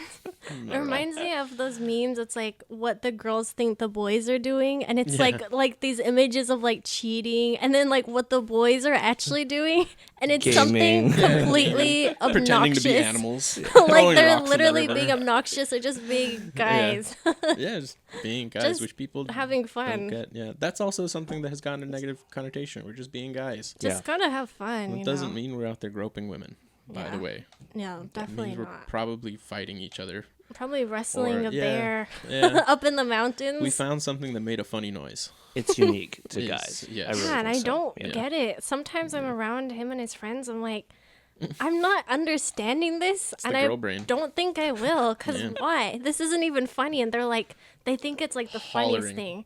I'm like, this Rolling is so. on the floor. I'm like, Yep. this is actually dumb. Like, I can't do this. I would walk away. Sometimes I get that feeling too. Yeah. I see them all and I'm like, this is If it makes you feel better, Allie, I only get it like half the time. Half the time. great. There That's we great. go. Yeah. There we go. Yeah, something about it. yeah. Well, sorry. Well, To you go get- back to the checklist, I think Yeah. this wasn't something that I envisioned when I wrote it, but looking back, it's like, especially with us, it's like this checklist, especially focusing on the differences. Let's say our background, our culture, because we come from different cultures and everything. Let's say we don't align in that. It's something for us to work on. If we're together, well, we are together. So it's but for those who aren't, like it's like okay, like there's something here that seems like we might not. It's not a bad thing because we like people are different. That's what makes people unique. Yep. But how do we work it out? Like for example, what's a good example, Allie? One thing, yeah, like she is a night owl and I'm an early bird. Oh. So how do we? It's not Interesting. like the world's not going to burn because of that. No. But it's like, how do we work it out? Like, how do we? She gets inspired when it's like 11 p.m. It's always those 1 a.m. thoughts. I'm like, no, I have to clean the cabinet right now at this very moment. Okay. Yeah, and I'm like, no, let's I've go to never sleep. gotten that. Right. No, It doesn't make sense to me. no, it's a night owl. And I'm See, I like, get the night owl thing. I like to stay up. I like when everybody goes to sleep. It's quiet. I have my own time. I put headphones on, so I don't bother anybody, but I can do whatever I want. Like everyone's asleep. It's calm. It's like peace. That's Yeah. what it is. So Yeah. I like night. And honestly, I thought he was a night owl because he's been texting me at like 12 and 1 o'clock in the morning these past days. Like I Yeah. pulled my phone out and I was like, Barnabas, Barnabas, it's 1, homie. what like, are what? you doing? We've changed. I've changed now. Yeah, you He's can converted attest to to the that. dark Yep. side. It was very confusing, but I was like, hell yeah, let's go. Yeah, my friends get memes from me at like 2 a.m. and like, Oh, Allie, mine get it. Yeah. they're like, why? Stop. Get sleep. And when they respond to me, I'm like, dude, you get sleep right now. Like, go to bed. I'm serious. Yeah. I'm that friend. It's 2, 3 in the morning. I'm sending memes and I just get a response. Go to sleep. Yeah, go to Stop sleep. sending me stuff. And I'm like, why are you awake right Go now? to sleep. You're supposed to see That's these in actually the why I morning. deleted Instagram. No, That's fair. That is fair. This He is got a real lot of reason. reels. Yeah, he got a lot. Like at least 10 a day. Wow. I'm a savage. And they're not good either. Like Oh, no. 80% of them, I think are funny. 20% you'll probably laugh. Oh, Yeah. like a slight chuckle, like Yeah. nice, same. Sebastian's very brutal with me on it. He'll be like, these 3 today, pal, we're just not it. Try better tomorrow. And I'm like, Oh, on the flip ouch. side, sometimes he's like, that was some top tier memeing, pal. Thank you. Okay. So You know he what? keeps it real. He's keeping it real. Good on you, Sebastian. Yeah, love him. Shout out to Sebastian. Yeah, I appreciate that. I'll send you something after this. I send that to Allie today. I'll send Oh it to you. no! I'll include you on my Not list. that one. Hell yeah. Love it. But That's yeah, great. resolving issues. Yeah, we So just. she's the night owl, and you're the early bird. Yeah, Not you- anymore. I No, suppose, yeah. Did you flip? That's how you guys solved that one. You just became a night owl too. Converted. I guess so. Yeah. Dude, the pandemic messed us True. up. Yes. It did. Oh, this is actually ridiculous, and I'm admitting this publicly. We would have dinner. I'm not gonna lie. We had dinner 11 p.m., guys. And the night just continued. We would sleep at 4 a.m., wake at 12 p.m. Hey, It was Yep. so. It was I don't know. actually That sounds like a good time. it was good memories. yeah, it and was. Sounds like a good time to me. but we were like, what are we doing? Dinner at 11 p.m. every night. If it makes you feel better, like a week ago, I was having dinner at 2 a.m. So I respect that Yeah. though. Honestly, I get hungry at that time too. I don't know why. Hungry. I tried to. So that was my thing. I was like, you know what? I know, like, I'm hungry, but if I eat right now, probably I'm gonna sleep later, and then I might not wake up feeling the greatest. So I just lie there. Like 30 minutes go by of me just I'm like, all right, I'm not gonna go to sleep like this. There's just no way. So then I'll get up and I'll eat some food. Yeah. That was a good imitation of the The stomach tummy growling. grumbles. I was like, Nice. oh. There we go. Yeah. That's Okay. I make sound effects. I'm pretty good at them. Okay, Sound I effects, think you voices, I want to and hear imitation. a couple more of sound effects. Here's a helicopter because it's the first thing. That sounds legit. That was cool. Yeah. Show them your pug. Oh no! It's a distress bug. I do that at the shop when I run into You a problem. activated Siri on my phone somehow. Oh, what? No way. What? What did Siri say? She Siri's was like a pug center. concerned. Yeah. I The can do. AI terrifies me. I but, can do the train station, the Japanese train station. Oh, like let's the go. like. 次は新宿、新宿、次は新宿お願いします. Yo. Yeah. Or those in the past I used Clap, to do clap, like clap. I used to just a snap. I used to do Pikachu, but I won't Pikachu. Hell yeah. I won't do that now. Well, I did it already. It's too late. It's too That's late. great. That's a really It's good on Pikachu. the air. Thank That's a you. really good Pikachu. Thank you. I received that. She sent me those when we were dating, and He's then like- and I downloaded it and just looped it. Yeah. Oh, you With know. the ringtone. Yeah, It's yeah. He going to had be a like, soundbite on the podcast now. Oh no! So I had no, I did this one thing for him like Ohayo daisuki da yo, and then he like had it on repeat, like that was like his alarm. So I'd be like Ohayo daisuki da yo, Ohayo, and I was like, oh, you Well, we like were long distance, so that's like, hey. he woke up to Feel it, bro. He wakes up to you. Yep. yeah, I woke up to now he just wakes up to To literally you. to me, yeah. He So- was on the U Lite version. Yeah. True. He upgraded to the full subscription. That's what it Actually. was. With the ring, that's where you upgrade to the full subscription. Yeah. Yep. I love that. That is true. Ring by spring. Yeah. Wild. Yeah, that is. Proposal. I think you proposed on the second time you met her. I did, yep. It wasn't my plan. And he didn't consult any of the whole. You told nobody. He didn't consult nobody. Nope. My boy was just flying by the laces of his boots. He was like, "I'm gonna do it." Had no, the thought of proposing didn't even cross my mind until 24 hours before it happened. So. Wasn't there like a lightning or a thunderstorm or something like that during There the was. proposal? Yeah, right before the proposal, and it cleared out the whole beach as we were driving, as we were in the taxi, and because I was like, oh snap, it's there's a thunderstorm like, I'm not going to propose in the rain. I guess that's romantic too, but that just sounds, I don't know. That just sounds. Will you marry me? Yeah. Flashing light. I know. It's like, oh. What did you say?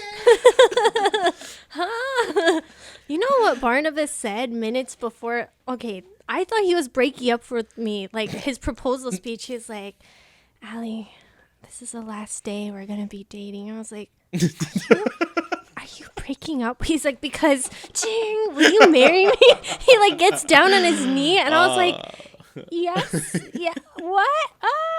No, you just said yes. I was like, instant I was response. like, yes, yes. But I literally thought he was going to break up with me because he's like, this is the last day we're funny. going to be dating. Will you marry me? It's a Got good the ring setup. and all. A good setup. You got her works. scared first, yeah. Yeah. Yeah, make me scared and then Yeah. surprise. Actually, it's marriage. That's why. So yeah, it's a good way. I guess he could have scared you twice if you weren't, trying to marry him. Like, Yeah. this is the last day we're dating. You want to get married? Oh. Could have. Yeah. I had an old high school girlfriend, like my first high school girlfriend, kind of did something similar to me, but not in the marriage sense. In the Okay. so I had the little like iPod Nano, the one that you could I do remember as a watch. those. Yeah. And I was in drumline. She was in color guard. And they were just like doing cardio or something. They were just gonna run. She was like, "Can I borrow your iPod?" And I was like, "Yeah, sure. Just take care of it." She was like, "Okay, cool."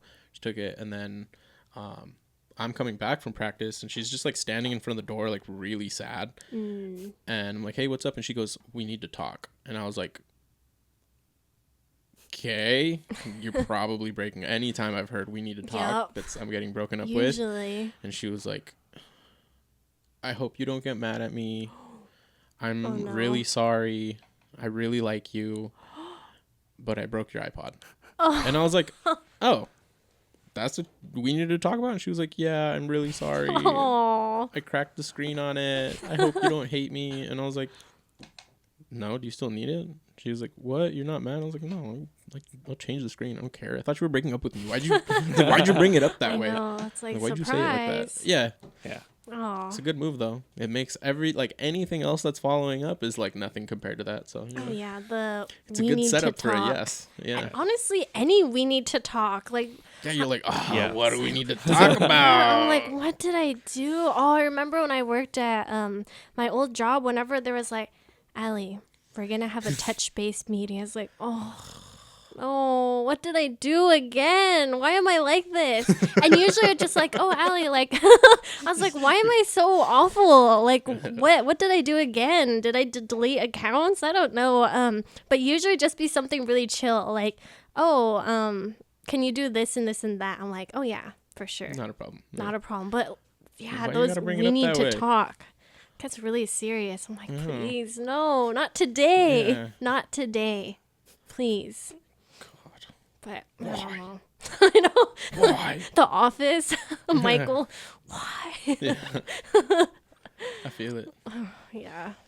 I feel it. Every once in a while I'll get not everyone, it still happens. But yeah, every once in a while I'll get a customer at the shop. They'll call and they're like, "Hey, so I got this fixed with you the other day," and I'm like, "Oh, fuck.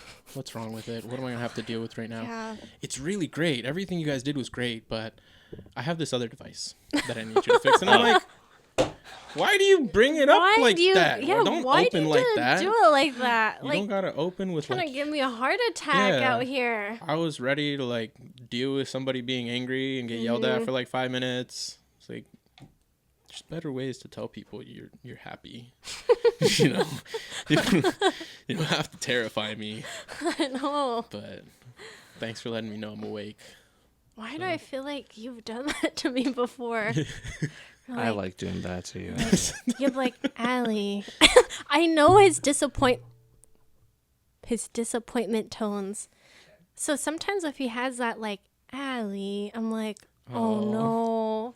What did I do? He's like, Allie. But it will be something super minor. I'm like, oh, then we're good. We're all good.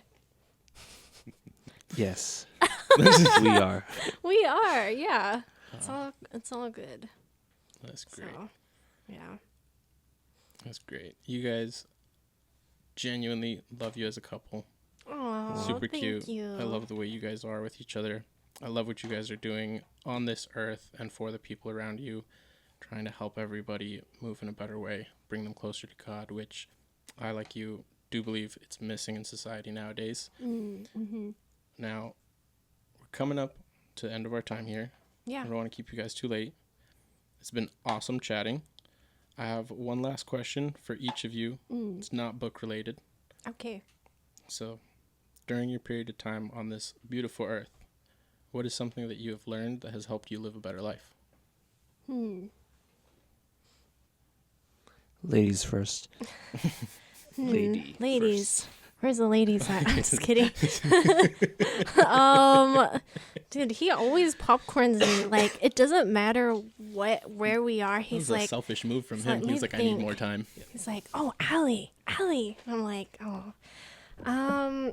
I think it's kind of just the same message that I've been echoing throughout this entire podcast. But for me, like, to live a better life or to, I'm sorry, what was your question?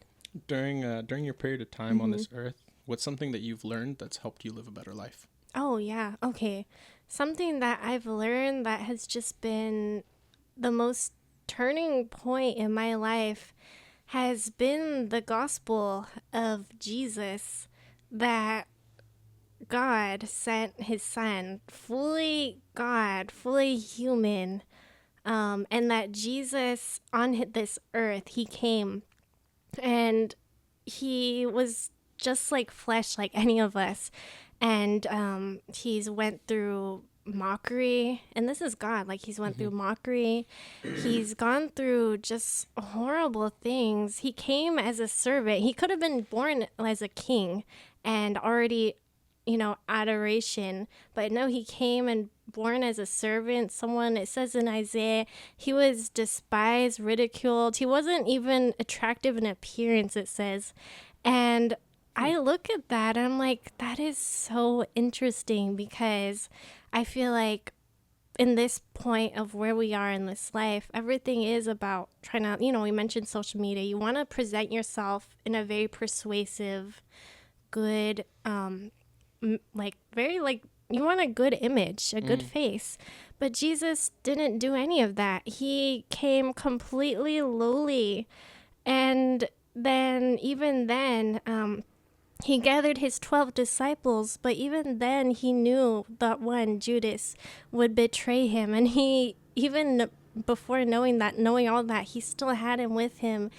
And the crucifixion to me was just probably the most life-changing thing I've ever heard about just the medically what he experienced on the cross, his heart rupturing at the very end of his death. That's how he died, like full-on rupture. And I think about that and his resurrection, and that's just changed my life, because I'm like, God, my purpose here on earth is to live for you. You are my king. And if I were to lose everything, because like we mentioned, life is so short, I could technically, get burnt in a fire, my face disfigured. Like, if I lose my appearance, wealth, like money, which just comes and goes.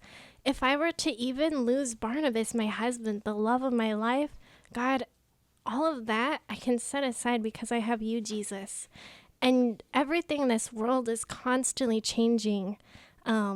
Trends will change. Like the slangs, I'm always like, man, what's the newest slang? I want to be in it. I want to know things. But the whole current world's always changing. But the one thing that has been everlasting in my life is Jesus. And his word has never failed me. We look at all the ancient texts, and the Bible has lasted from the Old Testament to the Gospels, even till now. It's still alive and living, even after all those years of, could have just faded away, but it's still there. And for me to live a better life on this earth is to hold on to that hope, because I know that I'm not promised anything. I know that things can change, but I still have Jesus. And that's all that matters to me. Even if I lose all that I have Jesus, and I can take hope and faith in that and prepare myself for what is to come. Because for me, this earth is just it's just a second in comparison to eternity. So that's the way that I want to live, and that's trying to how I live a better life on earth, and then for what's to come.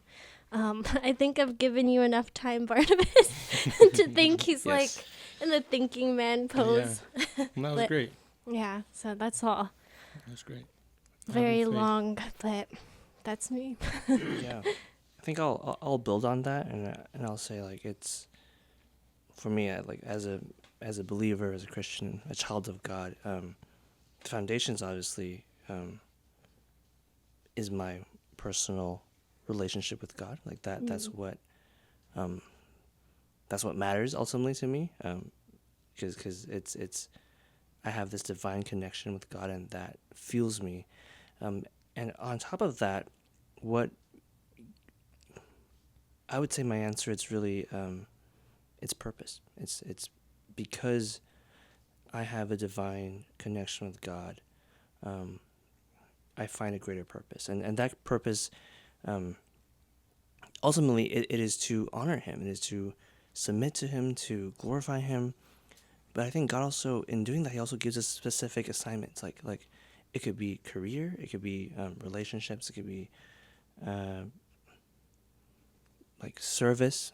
But when you know that whatever that is, it's not just your own ambitions. And sometimes God doesn't give you the full picture. But when you know it's really God given.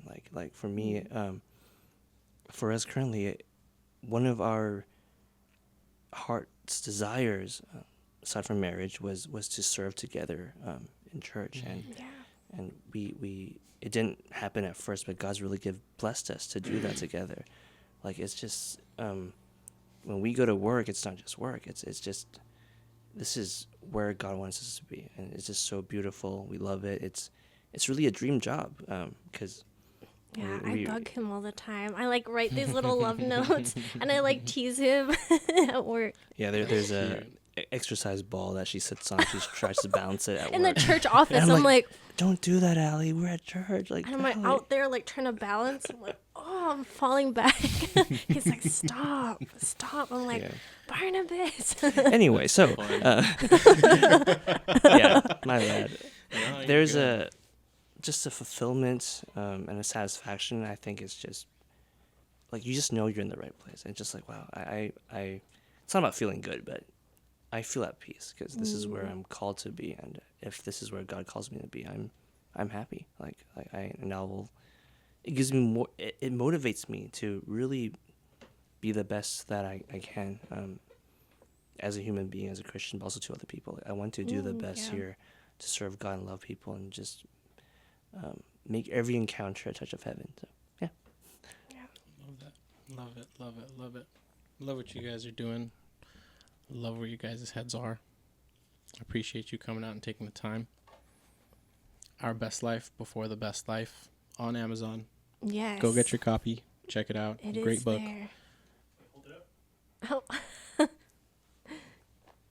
Oh, that's way out. Never mind. Oh, it's like zoomed in. Yeah, Amazon. Go get your copy. Barnabas and Allie Kwok, the co-authors of this beautiful Yes, story. sir. Thank you guys for being here. It's Thank been you an so much, absolute Eric. pleasure.